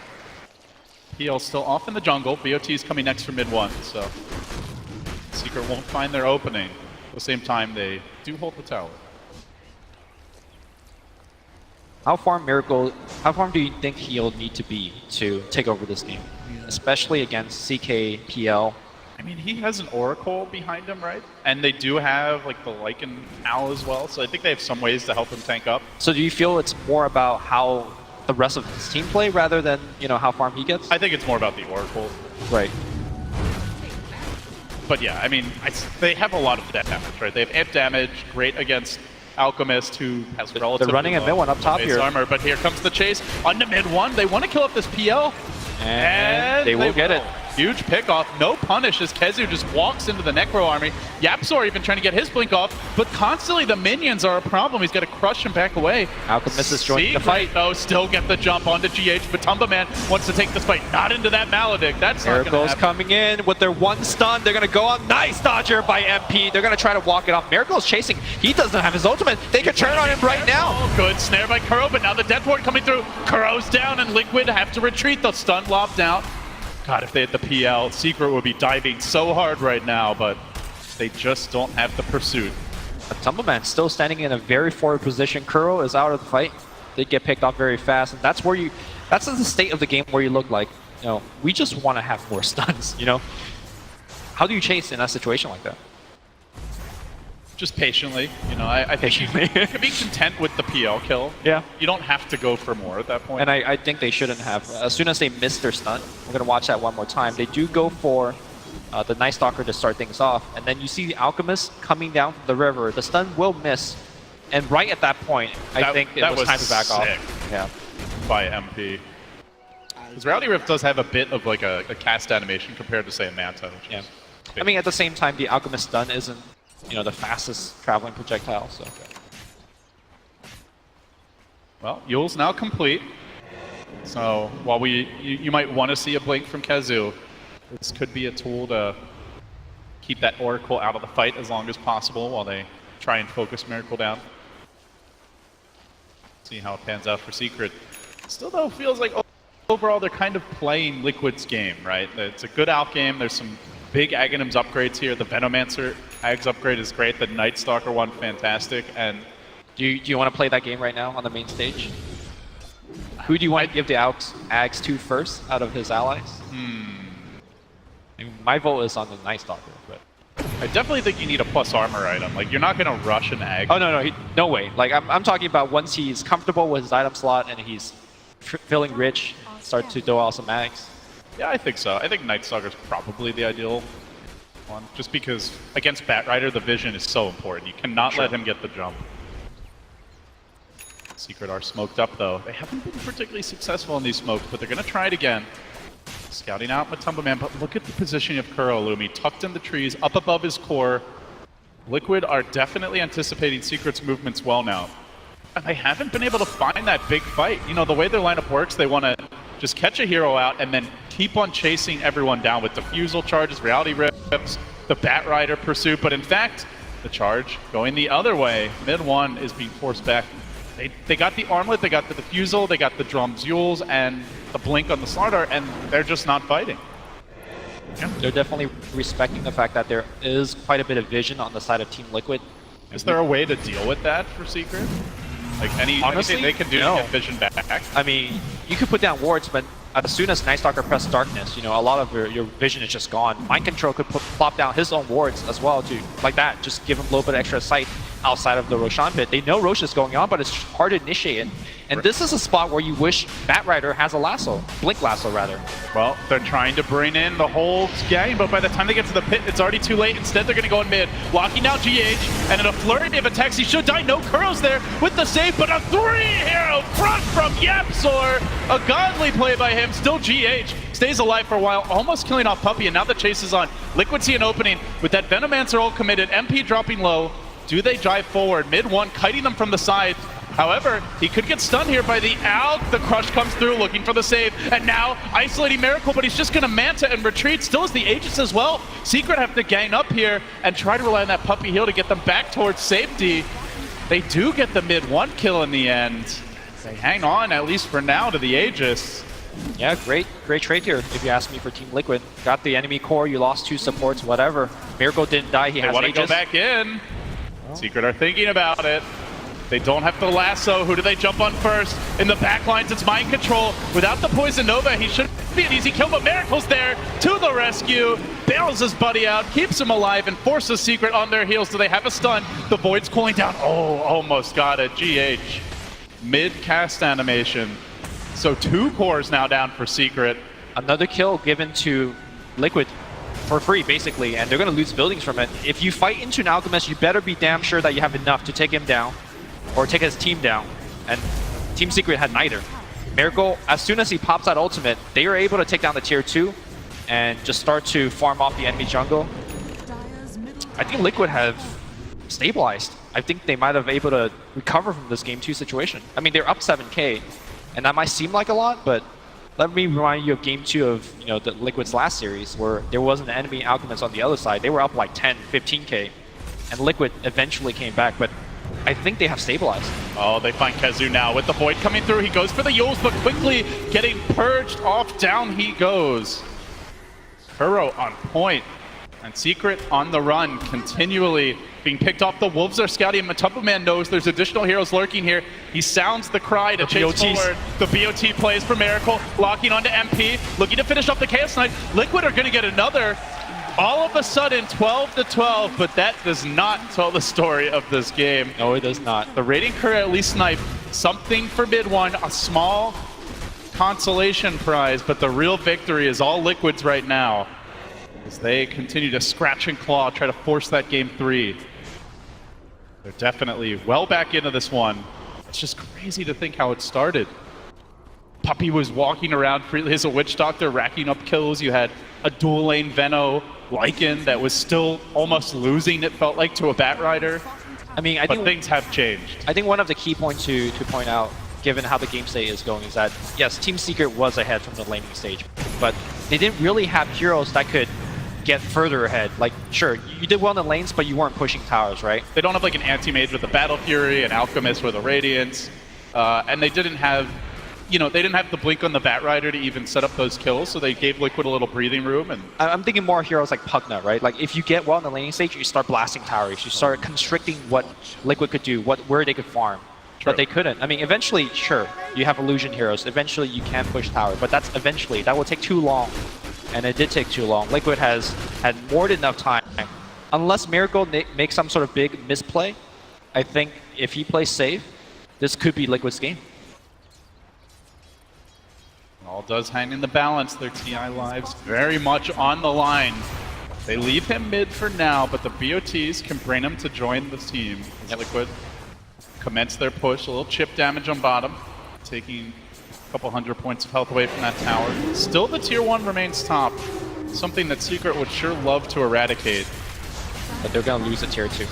Also, when I say Miracle needs to, play good, same thing with Kuro, right? I'm kind of counting them as a joint unit at this point.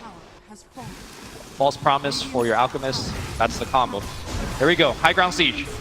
Cast comes a bouncing, Puppey trying to slow this down, but Miracle is undaunted up front. At least for now, the Necro Book gets forced away, but already this tower has taken a heavy punishment. 900 health gone. Still the tier 1 health holds top, and now they chase after mid 1. Matumba Man sicking his minions on the PL. Gonna force him back, as meanwhile these Alk Illusions, quite an infestation on the secret side of the map, and they look perhaps a little more. Alk stun lobbed out. Very composed push. I think a lot of teams would have seen, hey, we're up on the high ground, we got the Lycan ult, we got the Wolves, we got the Summon, let's just take the tier 3, but Team Liquid, recognizing that the enemy shrine is still up, they could be very liable to get backstabbed. Last time it was the Absol getting a 3-man Slithering Crush. That could just, end their lead, so playing it very safe. Miracle does get the corrosive haze on him, but he could easily dispel that with a Mantis out. He'll probably do so soon. So Secret identifying that they need 2 BKBs here. Mid 1 is going for 1 simultaneously. We do see MP has just completed his, just got the gold now. So they're going to go for another timing with the BKBs, look to really take the fight to Liquid. Do you think they'll be able to fight into Liquid with these, or are they still lacking? To me, it isn't about the BKBs. Don't get me wrong, the BKB is going to be nice. Like, it's going to prevent the stuns from coming out. It's going to make heroes like Night Stalker as well as Venomancer somewhat ineffective. But to me, the ultimate thing is, are you finding Kuro? Can you kill him before he lets off his spells? Because once you kill him, then you have real methods to control Alchemists. But they don't have the vision, right? Like, you've got on the side of Liquid, you have a Night Stalker and the Wolves constantly scouting, giving you information. Like, where's the vision for Secret? It's maybe an Amplify Damage or Corrosive Haze here or there, an Illusion scouting in the woods. Like, yeah, they don't have a great vision. I mean, here. they have Batrider, it'll help a little bit. But I think this is where Shadowblade helps, from heroes like Slaughter or even the Bat. No-Tail has been a big fan of getting Blink Dagger on the Chaos Knight, where you could, use for just your hero and also kind of pull your illusions into the fight if you want. Maybe that's something MP will consider, but it looks like he's going to just bulk up. He's going to go for the AC. While he's bulking up, Miracle is already swole. Banging away at this tier 2 top. Shiva's Guard complete. Octarine on the way. Alk at 22k net worth. All the problems he had early, they feel long gone. Liquid are now about to siege. Grouping up top, shoving that lane in. Roche could be up soon, so they don't want to do it just yet. And Matumba Man's going to sprint to bottom, or at least thinks about it. 6th the Necro Book inside this Dire base, all the way to the tier. It's Gonna hit tier 3, yeah. For now, at least, there was a moment of backdoor, but that is gone, and now tower nearly down. If they kill this off, the Shrine's going to be One more hit. accessible. One more hit, he does it!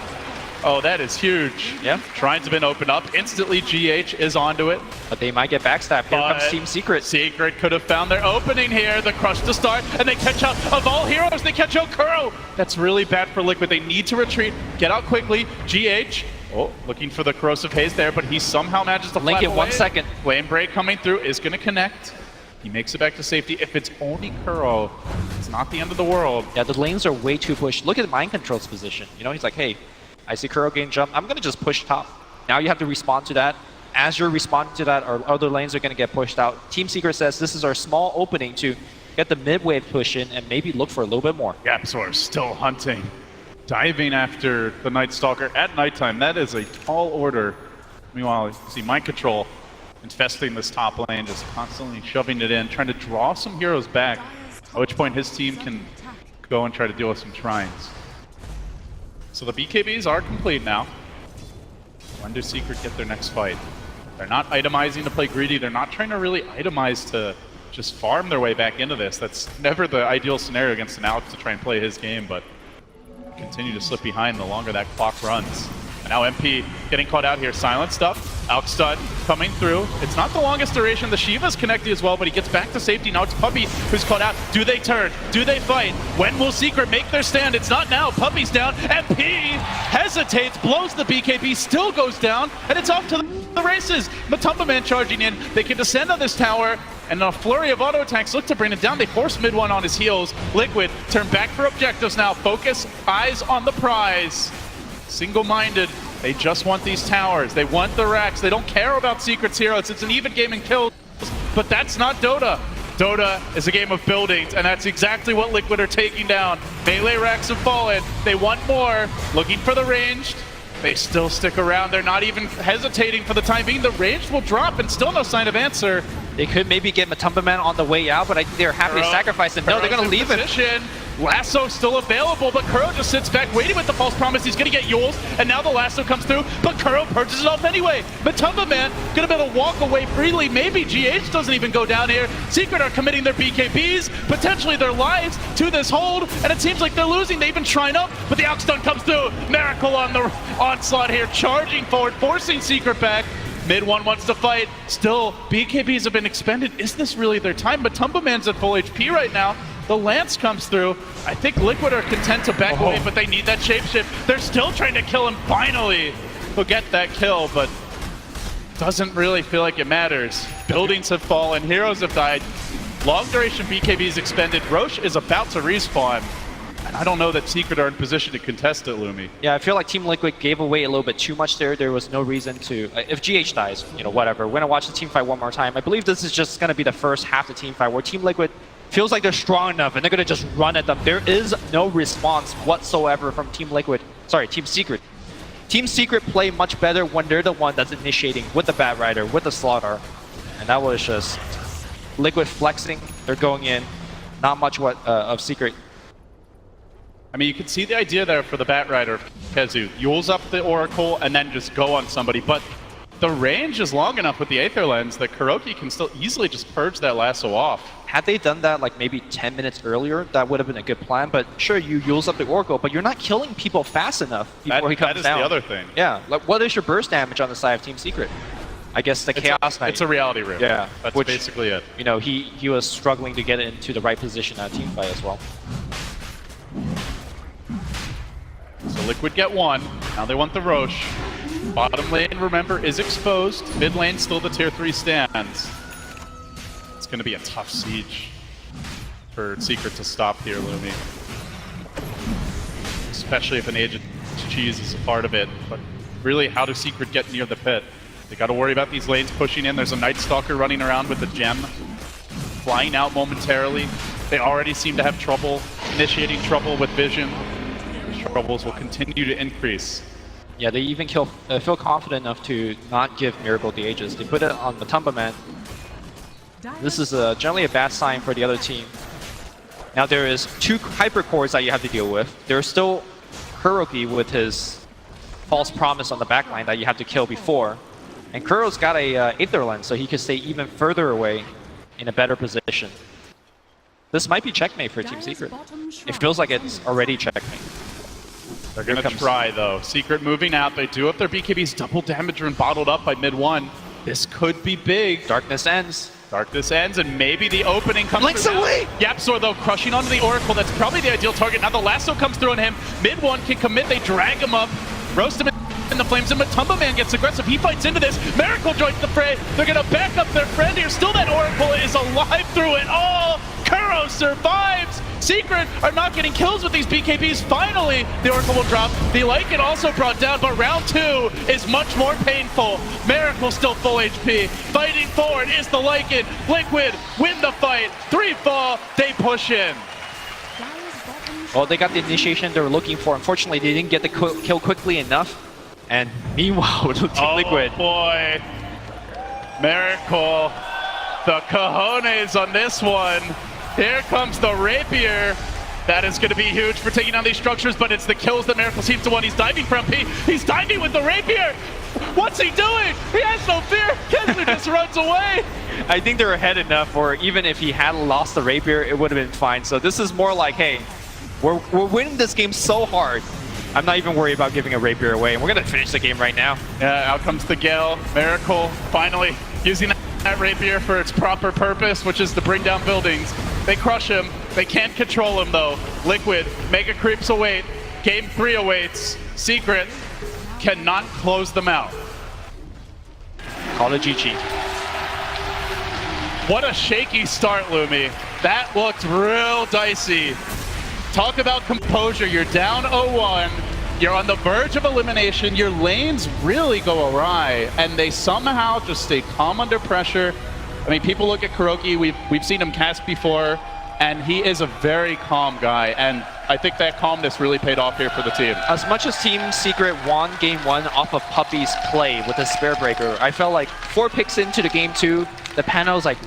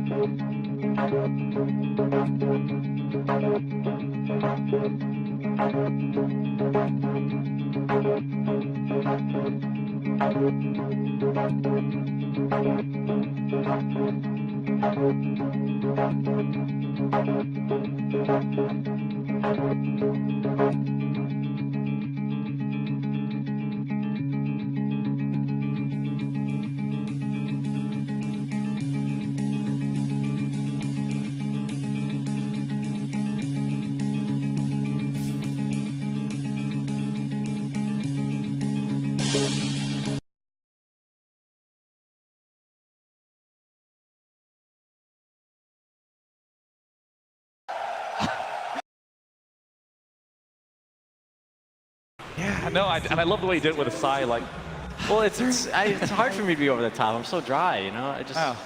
I'm just kind of chilling, enjoying some good Dota. I think you can get the hype in you. I think the crowd's got the hype in them. We got EG coming next.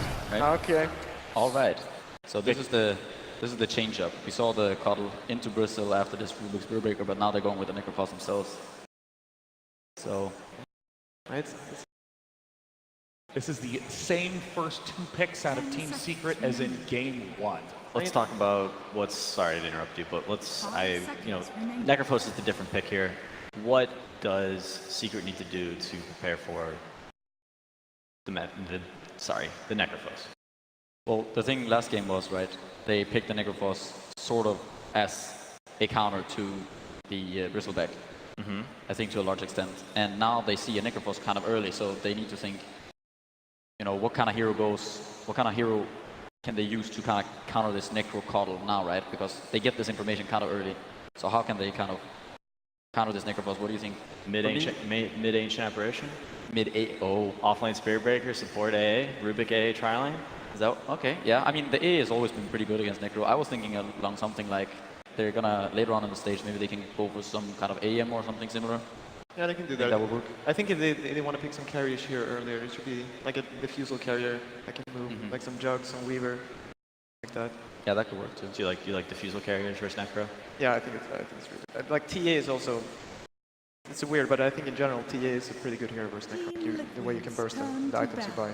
But like you have the third pick right here, and do you want to pick Templar Assassin here? Like, I don't think you do. Definitely not. And this Necro can appear in any lane, so Yeah, I don't mind Weaver. I think not only does Weaver he can go diffusal, but he can also go Lincoln Sphere. Yeah. Protect us from that big bad sight. 10 seconds remaining. We also see Bristleback banned straight up out of Team Secret. I mean, we've talked about Keeper Bristle being a strong pair, but Mind Control's been dominating on the hero this turn. yeah, I was going to say, but do you feel like this is a necessary ban? Well, it's not really up to me. I feel like if Puppy wants to ban it, then I think you should ban it. yeah, I'm fine with it. Very fair. Like this is their counter to this stuff too. Like every Coddle dual lane, they want Necrophos play. This is what they. So without Bristleback, what do you look to lane with Coddle, or do you just throw him in the safe lane? I feel like GH kind of just plays that Coddle no matter what, right? Yeah, definitely. He doesn't. I agree that you kind of want to play around something, right, with this Coddle to some extent. You want to have a purpose in the early game. You want to have a presence in lane. Pi, you play a little bit of Coddle. Is there any matchups that you like, or combinations? I mean, I used to, like the classics are like Phantom Lancer, and then you have these Timber Cells, and then you can go even for the Access and Slaughters, so they have double stun or double call. But I don't think I've seen Liquid do that. They more play for the Axe, right? Like he farms a pretty fast Axe, and then they push together. Yeah, they hit a timing. 10 So- seconds remaining. I wonder. What are heroes that you don't like playing against as a Coddle? 5 seconds I mean, Spirit Breaker is like, it can be pretty rough, but you can handle that. It's like these Nixes and these carries that can run up on you. Like Weaver would be annoying. What do you feel about Storm? Do you think that? Storm can be pretty Yeah. obnoxious. But like if they want to push, like especially like how he's pretty good at farming, right? Like he'll be pretty farm. The Storm won't really kill you for a long while. Like you have Axe, Go Scepter, it's daytime, you're pushing, the Storm jumps in, I the think healing comes. Coddle would hit that Axe timing well before Storm got 3 or 4 slots, which I think he needs to be super impactful. Okay.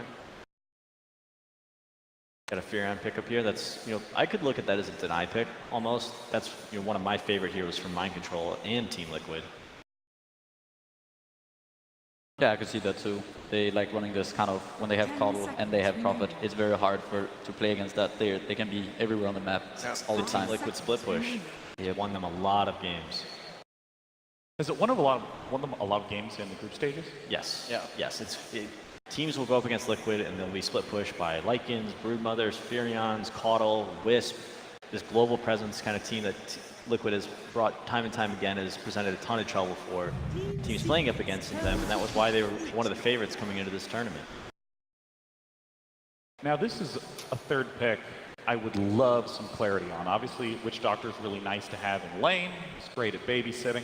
I feel like it looks a lot like push. I mean, we have the Witch Doctor with the heal. They're gonna have that Coddle with Axe, and during daytime we've seen Liquid. They really like doing this. They really like taking advantage of the Coddle daytime heal from the Axe. So they have a lot of heal, and Necrophos as well. So I think they're gonna go for this.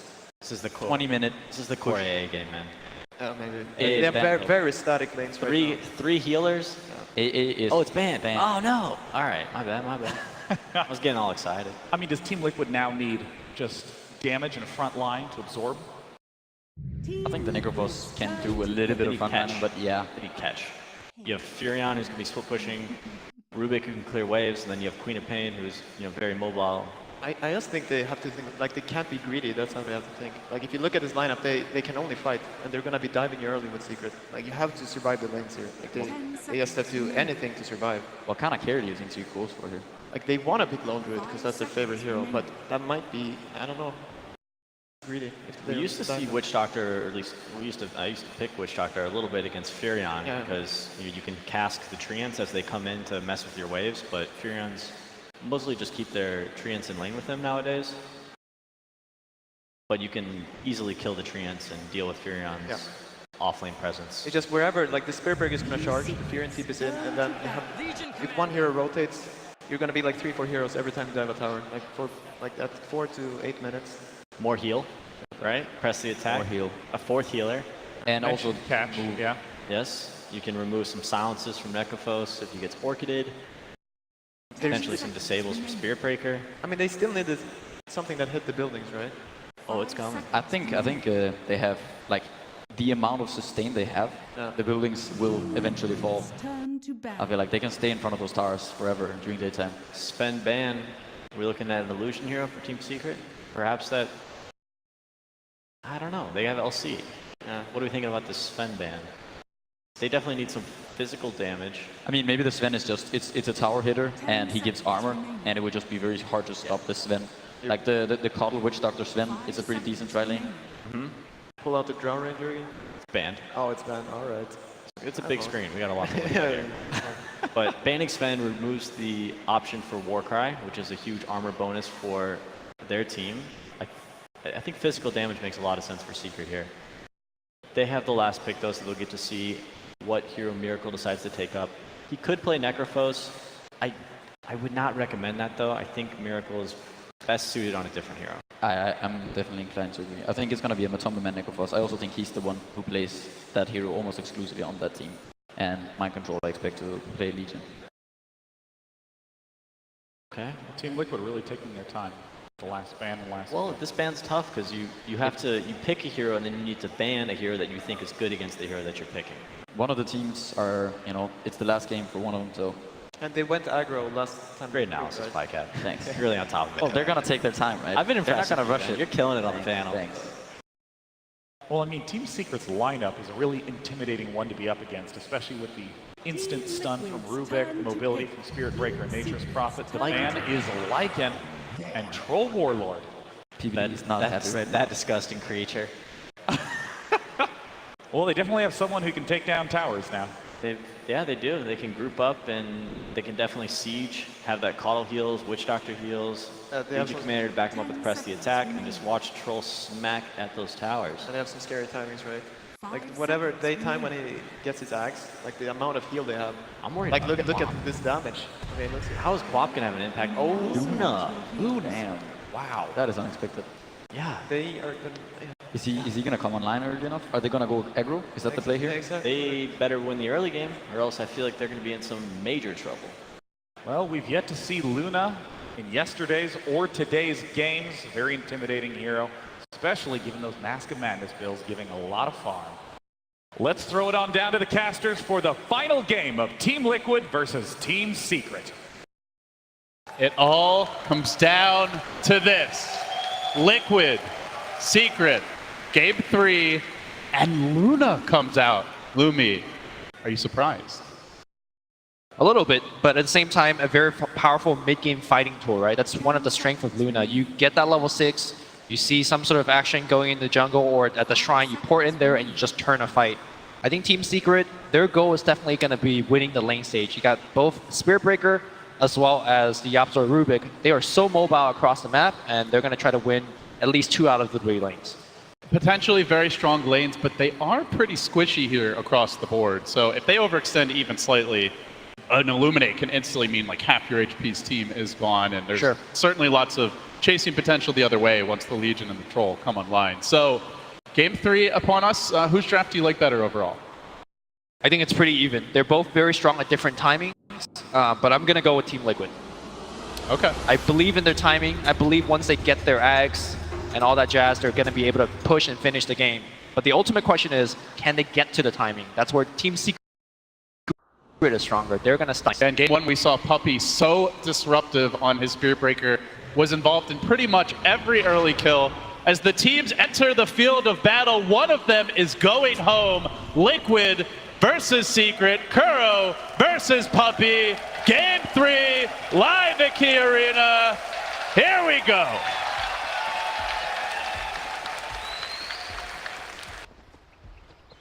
The teams creep out. Some early smoke rotations looming. I haven't seen this kind of aggression in the laning stage this series. Puppey, the man in front. Okay, just a ward for now. Yep. Both teams getting that critical mid ward off without being detected, so... We do occasionally in these elimination games, we do see teams actually go for like that 3-4 hero committed smoke, try to find the first blood. Oh, don't remind me. But not this. Cloud9 TI5, smoke into Roche, level 1. It was a disaster. 30 seconds. But it made for great TV, right? It made for great memes. That is for sure. All right, it seems like both teams are quite reserved. We don't see any kind of aggressive invade. I do believe, like, for example, Team Secret took 3 runes last game. But both teams are going to be playing it safe and standard. How effective do you think the Spirit Breaker will be this game compared to Game 1? There's a little bit more stun this time around. There's that press the attack from Legion to help out allies. There's 4 heals.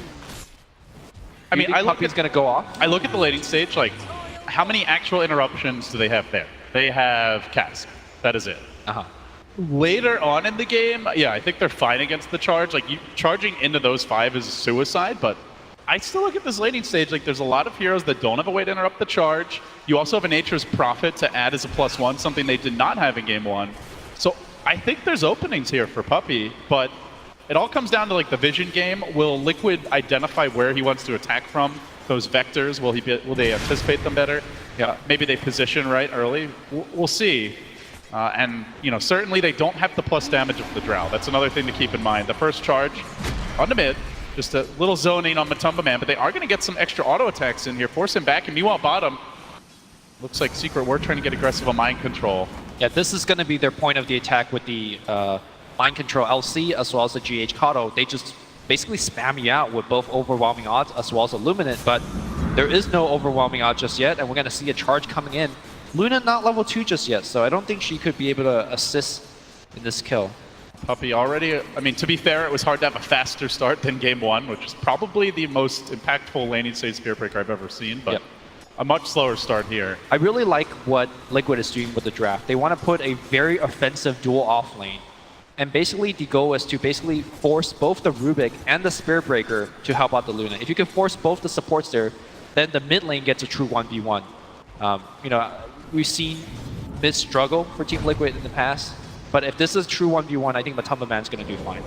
As I say that, though, he gets blinked on, has to activate the Ghost Shroud, and mid-1 is doing a great job right now controlling that mid lane. Matumba Man is getting brushed pretty heavily here. 9 to 9 to 3-0.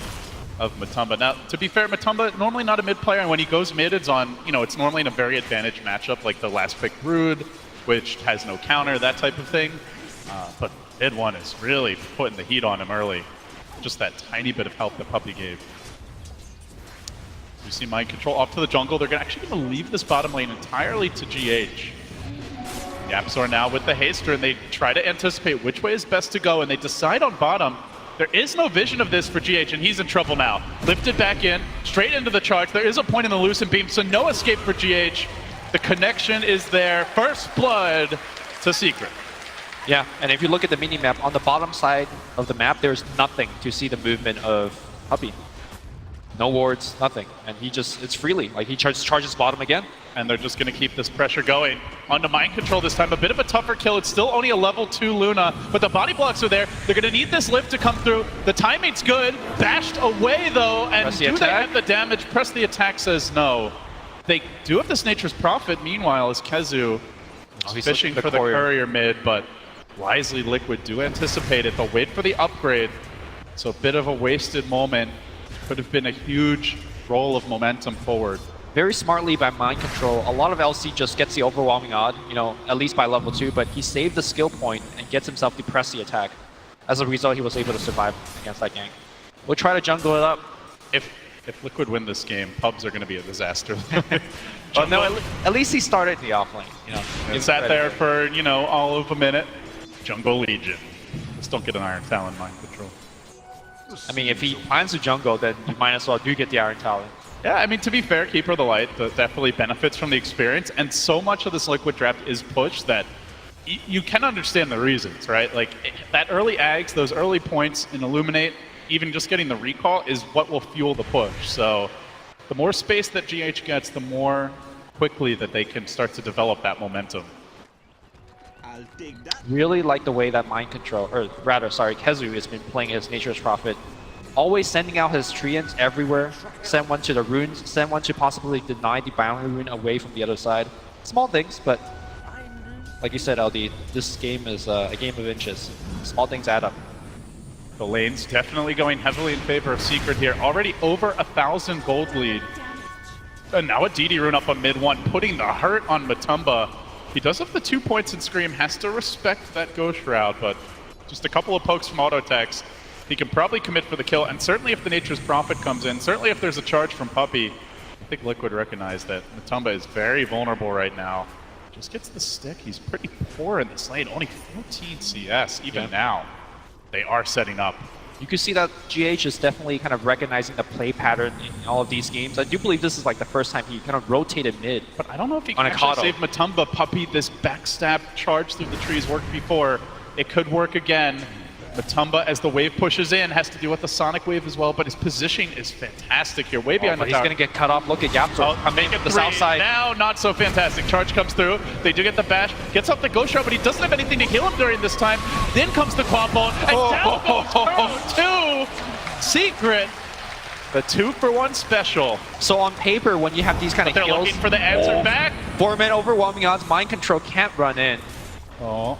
And Liquid commit 4 heroes rotating onto this lane. Now they've all got to scramble back. GH swinging back towards bottom. Mind control also probably back to the woods.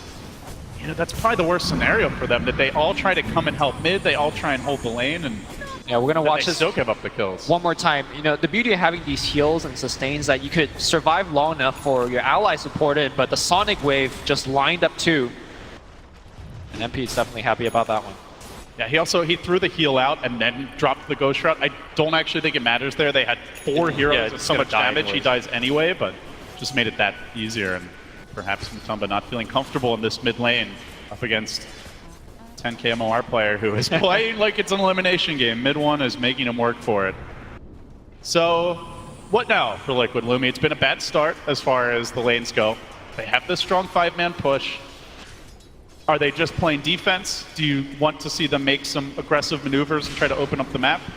I think they play defense, and they're good at that. You have the TP coming in with press the attack, with the cast. You can turn some fights around under your tower. But unfortunately, as they're doing that, they're going to further lose out on the lanes. One thing that they got going this game, compared to game 1, is that Puppy is kept under control, right? You don't have a Spear Breaker that's killing everybody. And as a result, when the mid game comes, the Spirit Breaker becomes a fairly ineffective hero compared to, like think of a Night Stalker or a Kunkka, for example. Yeah, what he adds later on is quite limited. There's, no big ultimate that he can at least interrupt with like a Nether Strike, no channeling Black Hole or something like Right. that. So, I mean, to be fair, like what he is doing, even though he's not getting kills for the team, is that he's putting pressure. Like, look at this. They actually have a ward, and they want to punish Puppey. 4 heroes rotating in. I mean, there's no stuns. They're There's one overwhelming stun. odds. Out comes the cast. Kuro says, "Let's get him, boys!" But no. Okay. 4 heroes fighting. There's about to be a quapple. This could really go poorly. Kezu joins the party. Secret say, "Great, we'd love to take this fight in the river." They bring down the Necrophos. That's a huge loss for only a Spirit Breaker. Still the quapple available. Necro is a hero that cannot afford to die a lot early. He's not the best turbo farmer. He's also very squishy naturally. He's also got this, less last hits than Quap's Deny, right? Like, he's just not doing well, and he needs to... I mean, even though he died there, he was able to get a kill right before, so it does help out his economy a little bit. To me, though, Miracle is being able to free farm in an advantage matchup in his lane. He needs to come up big. Is Troll a hero that can do it? Like, do you view Troll as something like an Alchemist, an Invoker who can take the game over? I don't think so. I mean, it depends on the items you go for. You do see some Troll Warlords going for like a second item, like let's say Shadow Blade or even Blink Dagger, and just be very active over the map. But I don't think that's going to be how Liquid plays it. I think they're going to just build for that push. Last game, in terms of the overall game plan, it was a lot of help from Miracle, but did feel like a one-man show in terms of the strategy they employed. This one looking like much more of a everyone has to do their part type of game. As Secret start to poke and prod here in the top lane. Mid one gets aggressive onto Mind Control, doesn't have the duel yet, only level 5. Forced to heal himself up here defensively, press the attack. Mana is lacking. Secret could try again. Charge coming in, he's going to find Kuro. Oh, Puppey says, "Fight me, Kuro!" That's a one-sided fight. There is no fighting there. That was just cruel, Puppey. Kill for him. Top And now lane. the dive onto Mind Control. Still no points in duel. Secret continue to apply the pressure, and Kezu also looking to cut him off. Drops the Sprout, gives them the vision, but now TP coming in. Well, the advantage of that low level on Kuro is the quick respawn. Miracle looking to cut him off, but Liquid don't have the vision this time around. And Mind Control's Mid dead. one still going for Sonic more. He Wave. wants the tower and he wants the kill. He doesn't get the tower. Doesn't get the kill. He will have to jump away in the end, but nonetheless, Liquid are reacting, at least for now, and MP just continue to apply pressure here in the bottom lane. It's hard for the heroes to take the proactive stance in this game. You don't have Blink on Legion yet. In fact, you don't even have Duel on Legion yet, so they're going to have to be reacting for quite a while until they get their tools available. Overall, seems like Secret's accomplished the early game plan, Lumi. For sure, yeah. What's next for them? Next, you want to take down these 3 outer ring of tier 1 towers and basically put Liquid in a chokehold, limit where they can farm, and just keep on invading their jungle and finding more and more kills there, and snowball this game. Level 4 Death Pulse now gets stolen, so a bit of bonus nuke damage. Could be huge against the Ghost Shroud as Matumba Man does activate it to stay alive. It's a bit of a window here where Puppey could get aggressive. 4 Liquid heroes camping out near mid. Meanwhile, Kezu just happily farming away top. MP hitting creeps bottom. Puppey might just go back to the jungle, scoop up a bounty rune. So Secret kind of forcing Liquid to stick together, but they're farming the whole map in the meanwhile. Like, just imagine the scenario of how Liquid could actually get a kill. They need to smoke up with both Legion and Witch Doctor. They need to pop out that smoke with a cask. Hope your Legion can phase boot in for a duel, and hope you have enough damage to get a kill. There's a lot of if-ands, and all of these conditions have to, like, you hope that Secret don't have a teleport skill. So much of it comes down to initiation, right? Because you look at this Liquid draft, and it was talked about on the panel as a heavy push strat. Liquid want to group up a lot early, and when they get to that point, in theory, they're very strong. But ideally, you want to find some kills on the way to help get you that farm, get you the position to get those items, and what is their initiation? Legion has to farm a Blink. Mind Control is 200 gold right now, so that's going to take a while. And even then, Secret have some pretty good counter initiation. They have ways to punish a Legion duel, and he's likely to be in far on his own because Liquid don't have much mobility. There's no one who can really keep up with that Blink Dagger. Yeah. There's not like a GH Night Stalker, so I mean maybe with the recall they can get crafty it's not going to be easy to find those kills and to create a little space here on the map. Meanwhile, we've already seen from Secret plenty of ways to start a fight. For sure. Liquid counted on their lanes doing a little bit better. You know, the Kato plus LC idea was decent until they did just defensive trialing against it. They didn't count on Matumba Man also losing the lane that hard in a true 1v1. And as a result, you know, you had an LC jungle, Matumba Man's getting outlasted. Big bucket of gold here for MP. With the Mask of Madness and Yapzor in position, he'd love to get some experience. And Puppey, meanwhile, charging up the bottom lane. Eyes on mind control. Will force him away. But this also is just a little space. As Yapzor, again, snagging that Death Pulse, level 4. Yep. They're definitely trying to protect MP while he farms up these Ancients. Liquid do know about it, but can they contest? Can they fight up the hill, into the Eclipse, into the Queen of Pain ult? Try and Seems stand up. dicey. They're going to try at least a little contest. But you can see, like, they're not confident they can take this fight, Lumi. Definitely not. And they're getting ratted. In the meanwhile, while they're thinking about Ancients, Kezu is whacking away at the tier 1 bottom. So Secret, just identifying that Liquid are going to try to make a move here, are able to punish them elsewhere. At least Troll Warlord get a tower trade up top, so they're getting at least something out of the map. Still threatening Matumba Man, keeping Kuro stuck next to him. Glued to his hip, at least for now. One thing that we should not forget is the fact that, you know, we're focused on how Team Liquid could group up and push. On the other side, there's a Luna and Prophet. They could push rather easily as well, and because of their early laning advantage and the fact that this Luna is super farmed at the current game, they could just go. MP says, I have Eclipse up, let's get a smoke gank and perhaps convert that into a push. Liquid hugging the tower. I do want to point out Miracle is farming up a Storm. 40 CS up on the Luna. And they make their move now on the mid lane. Charge on the Matumba Man. From the rear comes Kezu. Oh boy, he pops quickly. Now onto Kuro, sprouted up. Do they have a Lucent Beam? Yes, sirree. Secret get 2. All the while, Miracle just pushing out this top lane. I mean, you were asking me, sure, you know, Tro is getting farmed, but what does Tro do with farm? Can he be effective? Not as effective as Luna, you know, go in the mid lane, drops off a huge nuke, pushes the tier 1. Are they thinking about Roche? No, they don't have enough at the moment. But I think Miracle, what he can do is maybe come in with a whirling axis, get a kill, and then maybe threaten Roshan. That's probably his biggest contribution right now before he gets some big items. Liquid, pretty solid Roche lineup with the Legion, with all the heals and with the Troll.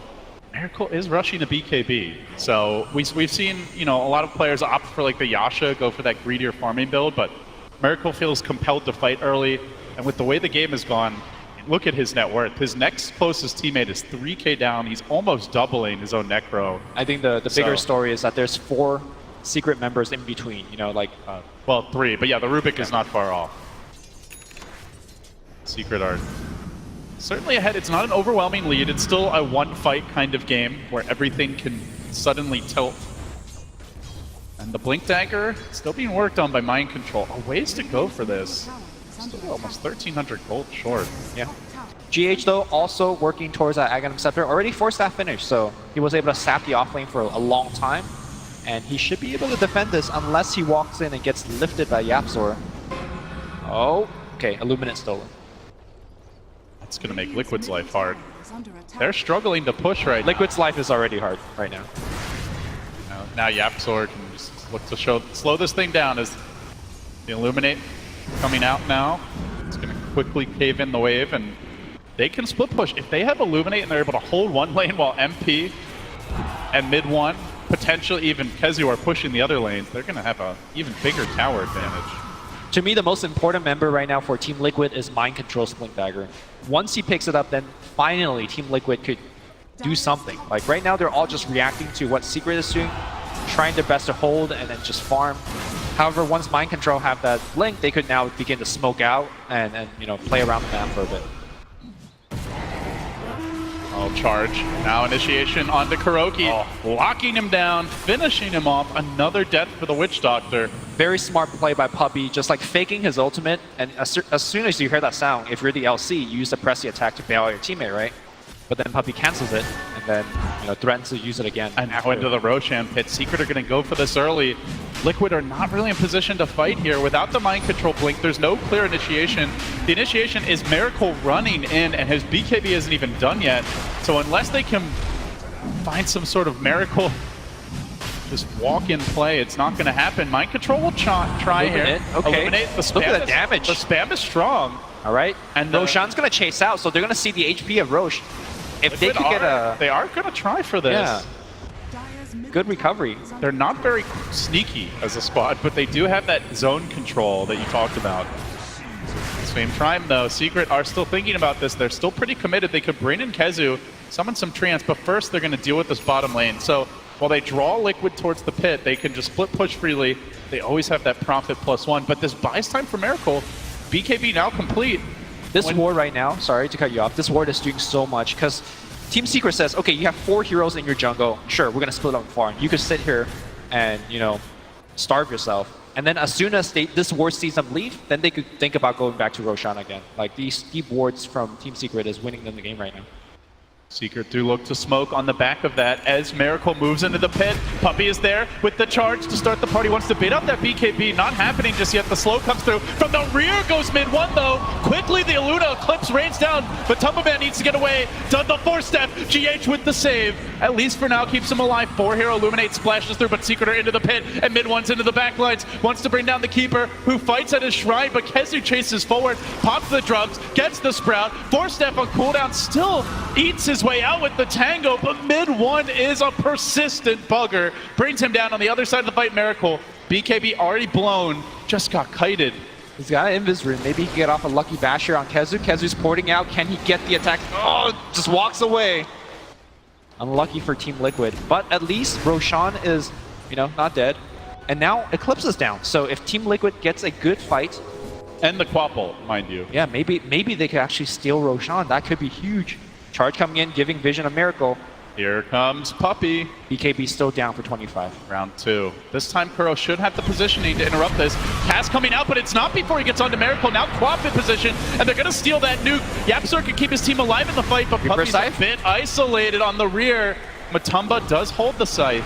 I think he wanted to cast it, but just die a little bit too fast. That's Get the one kill. off. Duel They in the want mid lane. FP. There is no Quap. Reaper side.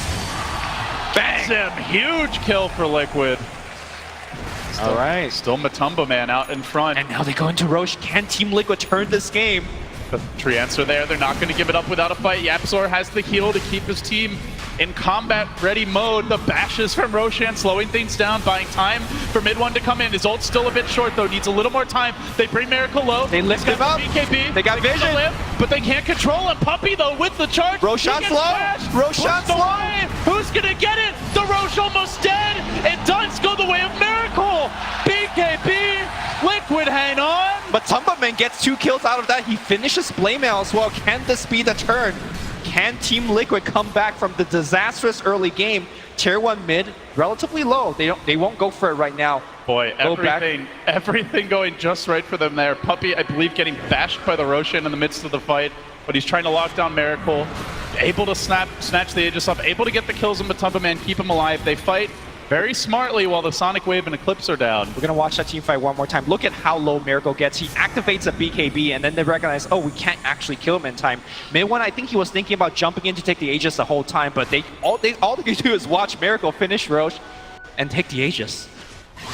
Shows you how important it is for them to fight when the Quapple, when the Luna ult are not available. Otherwise, that is, well, it's not a head scratcher. It's a clear Secret win. And look at the timing. Team Liquid is about to finish that Aghanims on GH. We all know what will happen when that happens. It's group up and push time. And sure, you might be able to defend it for the first round with Sonic Wave as well as, you know, the Eclipse, but like what we just saw, what will you do when those ults are not ready? Would really love to steal the Illuminate, but even that might not be enough. Liquid start to get to work here. Miracle hammering the tower down as they smoke up and undercover. You on the back line that. here. Mind Control looks for a blink. Blink gives them the Game of Thrones. You win or you die. And Yapsor hits the deck.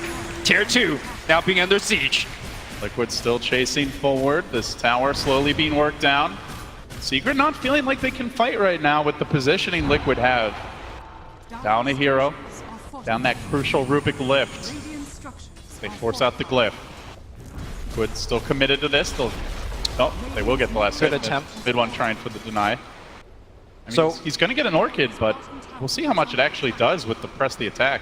I do feel like, you know, the tide of the battle is turning, but do you think Team Liquid has a That thought. Oh, bash. Jump on Miracle. Reaper side? Just Reaper. Okay, the game has turned, I believe. See ya. At this point, Team Liquid slightly now 3K net worth advantage. They have the Aegis. That means they could make yet another big play. And Team Secret needs to group up and use their Eclipse and Sonic Wave together. Mid One is known for being a very confident player. Most would say very cocky at times. We saw some of the tweets, you know, heading into the Kiev Major, where he basically proclaimed that everyone needed to watch out, and then Secret got bounced by SG Sports. A very cocky play, jumping right into Miracle, gets punished for it. I think to me that wasn't a cocky play, more so than that they just had no vision there. You know, he walked in, he thought he could farm a little bit in the Ancients, and then surprise. Secret getting punished. Now down 3K gold.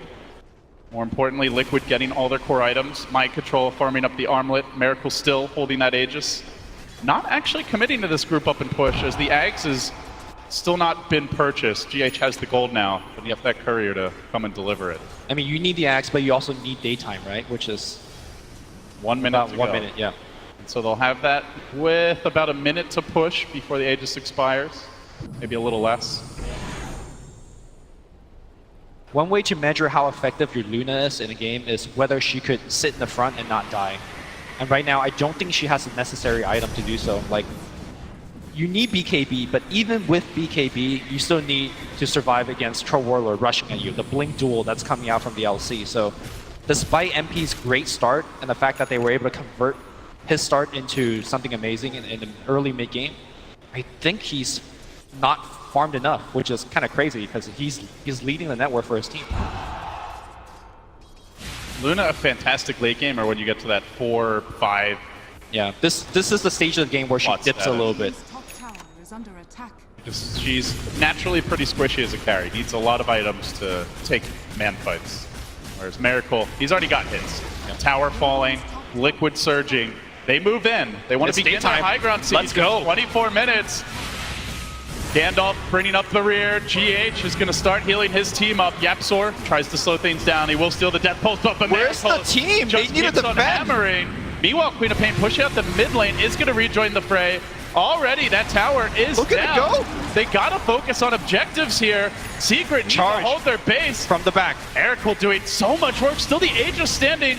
Puppey is scouted out right now. There's no easy way in. They've lost the melee. They might just lose the rage. Secret aren't even trying to hold their base. They forfeit a lane freely. Puppey all the while in the smoke. Lane Now duel. revealed. There's the duel. Fight who, Puppey? Fight me, says Mind Control. Someone your size. And takes him down with ease. And now they're gonna just go mid. They There's don't no even need a buyback. creep wave. They There's have no a creep buyback. coming in from top. They stun him up. They got the Pressy attack. They got the Lumina heal. They got some bashes. Where are you at? He blinks away, but that's just more They building have time. Eclipse. Liquid staying alive, at least for now. They don't have the Aegis any longer. Miracle wants to retreat. They'll reset here, slow and steady. The heals keep on coming out. They keep on sieging. Puppey will respawn, but now the question is how does Secret start fights? At this stage of the game, it really is a charge into a lift combo, and there's always that press the attack. They don't have that big team fight initiation. It's costing them. Out comes the Eclipse. Miracle with the BKB. Gets bashed. Gets controlled. The Reaper won't kill off mid one with his dying breath. He lobs out the Sonic Wave. Still, though, Liquid staying alive. Kuro tries to get back. GH keeping them in fighting shape. Two have fallen on the side Buyback. of Secret. That's with the ults. Oh, You the buy heal. back now. You Oh, heal up now. the You heal. go for the second lane. You go for the jugular if you're Liquid. I'm not sure Secret can stop this. Yapsor is trying. He's stolen the Illuminate, but they have too many heals. They're just too tanky. The tower's falling. Now onto the melee. Liquid are doing it here. They're going to bring down another. Kezu has fallen. Desperation buybacks come, but they come without ults. They don't have the Providal. They don't have heal. the Sonic Wave. There's the charge from Puppey. Follows up. He knows he needs GH. Can he kill him? Push away. He does the trick. GH buys back. He doesn't care. They know this is their time. Maybe they need to group up and heal up, but he's gonna TP right back in. There is even a regen rune. If somebody checks for it, they're not even gonna check for it. They got the mana machine. That was a lot of economic damage Liquid just did. Not just the top lane, but the tower also falling mid, the buybacks being forced out. I mean, both sides have bought back. I think Kuro has bought back in this. GH just bought back, and they're just poised to finish the game right here. Still no Eclipse for a minute, still no Sonic Wave for 50. But Okay. Liquid also know Roche could be up soon. Liquid decides to just go back, regroup, get some items. Actually poking their heads in the pit. Maybe they didn't write the time down. Okay, gonna get some shrines.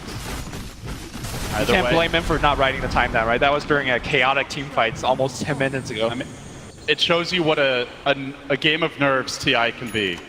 Even players who've been on this stage before, it is something special, and every time. Lower bracket match, elimination on the line, easy to forget. Team Secret needs to get more and more creative in terms of how they need to defend. Again, the same mantra, find GH and kill GH. They could charge in from the side, they could blink in and Sonic Wave in, but if you don't kill GH, this push you're not defending against. There's also the other factor of the nighttime, right? Like we're approaching into 4 minutes of night. I think Team Secret could maybe make a move there. And also, if you want to get super creative, you can use Eclipse to kind of turn it into night for like, a couple seconds, but I don't know how much you want to count into that. Secret still hanging on. Now down a solid 5k gold. It seems the call for them, Lumi, some BKBs. One coming for the Luna, mid one also looking to build his, though it will be slow. Kezu with the early Midas has gone back for a Solar Crest. Curious to see what the Nature's Prophet build is. From Double here. damage from Miracle as he does Roche. They do scout this out though. It is nighttime. Can Secret make a play here without the Illuminate heal? This is where Luna can be strongest, but Miracle is hammering this Roche down quickly. MP moves in, he wants to force out the BKB. Puppy Charge, go for the steal! Who's gonna get the Aegis? The Roche, but Miracle snatches the Aegis away. Puppy's down. Secret are in shambles now. Miracle chasing forward, 3 have fallen. That's a double dieback too. That just might be the lane of Rax. Yapzor falling. Whoa. Secret crumbling. Liquid. They've got the power play now. They still have that extra life. They can surge down mid. They won't have the heals for 3 minutes, but they know it doesn't really matter right now. I mean, there's 3 heroes dead. What do you need to heal against? Buyback from Mind Control. GH recalls them. They are just streaming in creeps right now, and Miracle going for the Raxes. There is a tier 2 up, so I don't think Team Secret will be down 3 Raxes. Secret's lives are flashing before their eyes. They've had a scrappy showing here against Liquid. Game 1 looked great. Game 2, not so much in Game 3. Are they going to go for it? It's going to be tier 4 for them as Liquid continues. Yeah, tier 4s, let's go! Looking to finish it off. Secret hanging on. They will respawn soon. I think Liquid are a bit over-eager if they try to force this. Okay, back up. They will back away. Look at them draw that line on the mini-map. They know. Let's calm down. Yeah. Let's reset. I mean, they could just wait for 2 minutes for daytime as well, if they really want to just, take it easy. Still, Secret need some crazy plays to get back in this game, Lumi. Has fallen.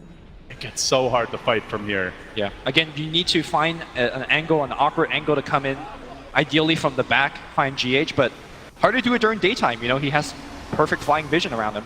You don't have Blink Dagger heroes. Charge coming in for Kuro. He's got the Glimmer for himself.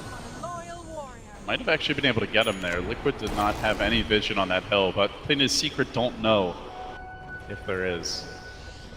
There's 2 minutes left of nighttime. They're going to try to fight this mid one. Oh, blinking in for the haze. Kuro in position with the Glimmer. Seems like they do want to contest as Miracle pushes forward. Has that IF Scotty picked up now, getting tankier and tankier. Yeah, all he wants is just basically HP in the front line, and Illuminate will take care of the rest. Secret know if they let Liquid get to their base and just set up an organized siege, their chances of finding that good opening are very limited. So they keep on trying to poke on the sides of this fight, find a point of weakness, an Achilles heel that they can Is under attack. shoot an arrow into. Comes mid one. Here comes that backstab during nighttime. Trying for it. Matumba Man's a bit far back, and he is somewhat vulnerable here. If Secret want to commit on him, GH, look at his position. He's in the trees. He's like, whatever. well, a Dire Courier does get picked up. That's a Dagon recipe down. Miracle charging forward. He sees heroes. He wants to kill them off. Now the Illuminate's coming out. A good blinding light pushing them back and away as mid one commits with the Eclipse as well. But Miracle with the BKB. He's getting bashed. Keeps on punching. MP survives. He hits the cheese. Does Reaper sight too early? Is it going to be enough? No, they still go down. Even at night, they don't need the heals. Liquid are too damn tanky. And Secret can't stand against it. No Eclipse now, no Sonic Wave, no Prophet ult, no split push in sight. Bottom lane is all that stands between Liquid and Megas, between Liquid and moving forward perhaps. Luna buys back, no Eclipse. 23 seconds till mid one comes back. No Sonic Waves. I'm not sure how they're going to hold this. They gotta try. Yeah, they better find out soon. Miracle keeps on swiping, keeps on hammering. Still got the Aegis too, still man. chipping, still unable to find that opening. Puppey goes in, he charges forward, but Miracle there. I'm the real best. It's daytime. Welcome to the heal. Oh my god. Heal. Illuminate splashing through. Secret buyback. One more charge. That might be all that's left. Now come the nukes and Miracle will drop. Oh, he's actually in an awkward spot. But he's got a BKB. Do Secret have the damage to bring him down? The blinding light, GH keeping him alive. So does the press the attack. He gets out of there. And now mid one jumping in. A bash could be his downfall. One bash. Now the BKB. Slice. No dice though. Keeps on chasing. Puppey's in. Oh boy, that's a dive back. The Puppey goes down. One last charge. That's all he's got. Now Miracle, commitment, but without the BKB, he's got to be careful. Glimmer Cape the other way. GH is an awkward spot. GH is going to get caught. GH, blinding light from Yapzor, pushing him back. They overextended. They can't afford to lose Miracle here. This is a huge kill. It could be the start of a comeback. They got Glimmer, they got Press the attack. Curl's going to run at them. Should throw his life away to and save. Lumi, meanwhile, the tier 4 is starting to get hit by creeps. Even if they get these kills, it might not matter. The base is crumbling. Secret running out of insurance policy, running out of second chances here. Buybacks have been expended. In fact, when you look at it, they have used all 5, and many of them are down for some time. I think this game has more buybacks in a 33-minute game than what we see in some 60-minute games, but Secret, at least back since buyback was given a cooldown. Right. Secret held on, but you know, this is the toughest hour during Taytime. You got to imagine Liquid are just going to reset and then go for that push. Maybe they wait for the Keeper of the Light to farm up his buyback, but Secret are not waiting. They're making the move. Puppey sees Miracle, charge in, Press the attack. Oh my god! Choose through Puppey. That's a Spirit Breaker. That is actually an important part of their team fight. That charge is really all they have to deal with the troll. So he's down for 25. Good news is he's pretty low level. He's down for 25. That's the good news. Yeah, good news is he's under leveled. So when he dies, he comes right back. Puppey 1 and 12. He's had a rough one, that's for sure. Over half the team's deaths, but he's had to play that sacrificial lamb. Yapzor's got blinding light, and with no BKB, you could just delay this a little bit. Miracle is trying to farm up the MKB, but well, the blinding light not going to matter at least for now as they try to push Miracle up onto the high ground, sprout him up. He's got no BKB. Oh, the duel with the Reaper sight as well, but Tumbleman gets the kill. It's the buyback, running in with the Stolen Reaper! Can they make something happen? MP chases them back on his heels. Miracle wants to fight. Oh, he the flashes! Welcome to the meat grinder. Secret gets shredded, pushed back, maybe away. Puppey dies again, out for 35. That's 13 for him, and here come Liquid, right back into the fray. Miracle's at full health, healing them up as GH. Giving them the help they need. Melee to drop. Rage start next. Liquid pulling through. Secret, one last hurrah. Do it without your Luna. Do it without your captain. How can they? We don't know, but they have to try, Lumi. Else, this might just be the game. Miracle hammering, pushing forward, thrusting his way onto the tier 4s. Look at him go with that attack speed. Tier 4s to drop. Still they fight on. 4v5. Last press for Secret as they charge in. They want that troll. They bash him back. Control him all they can. Already another dual wand. Mid one's down. It's over for Secret. GG! Done it!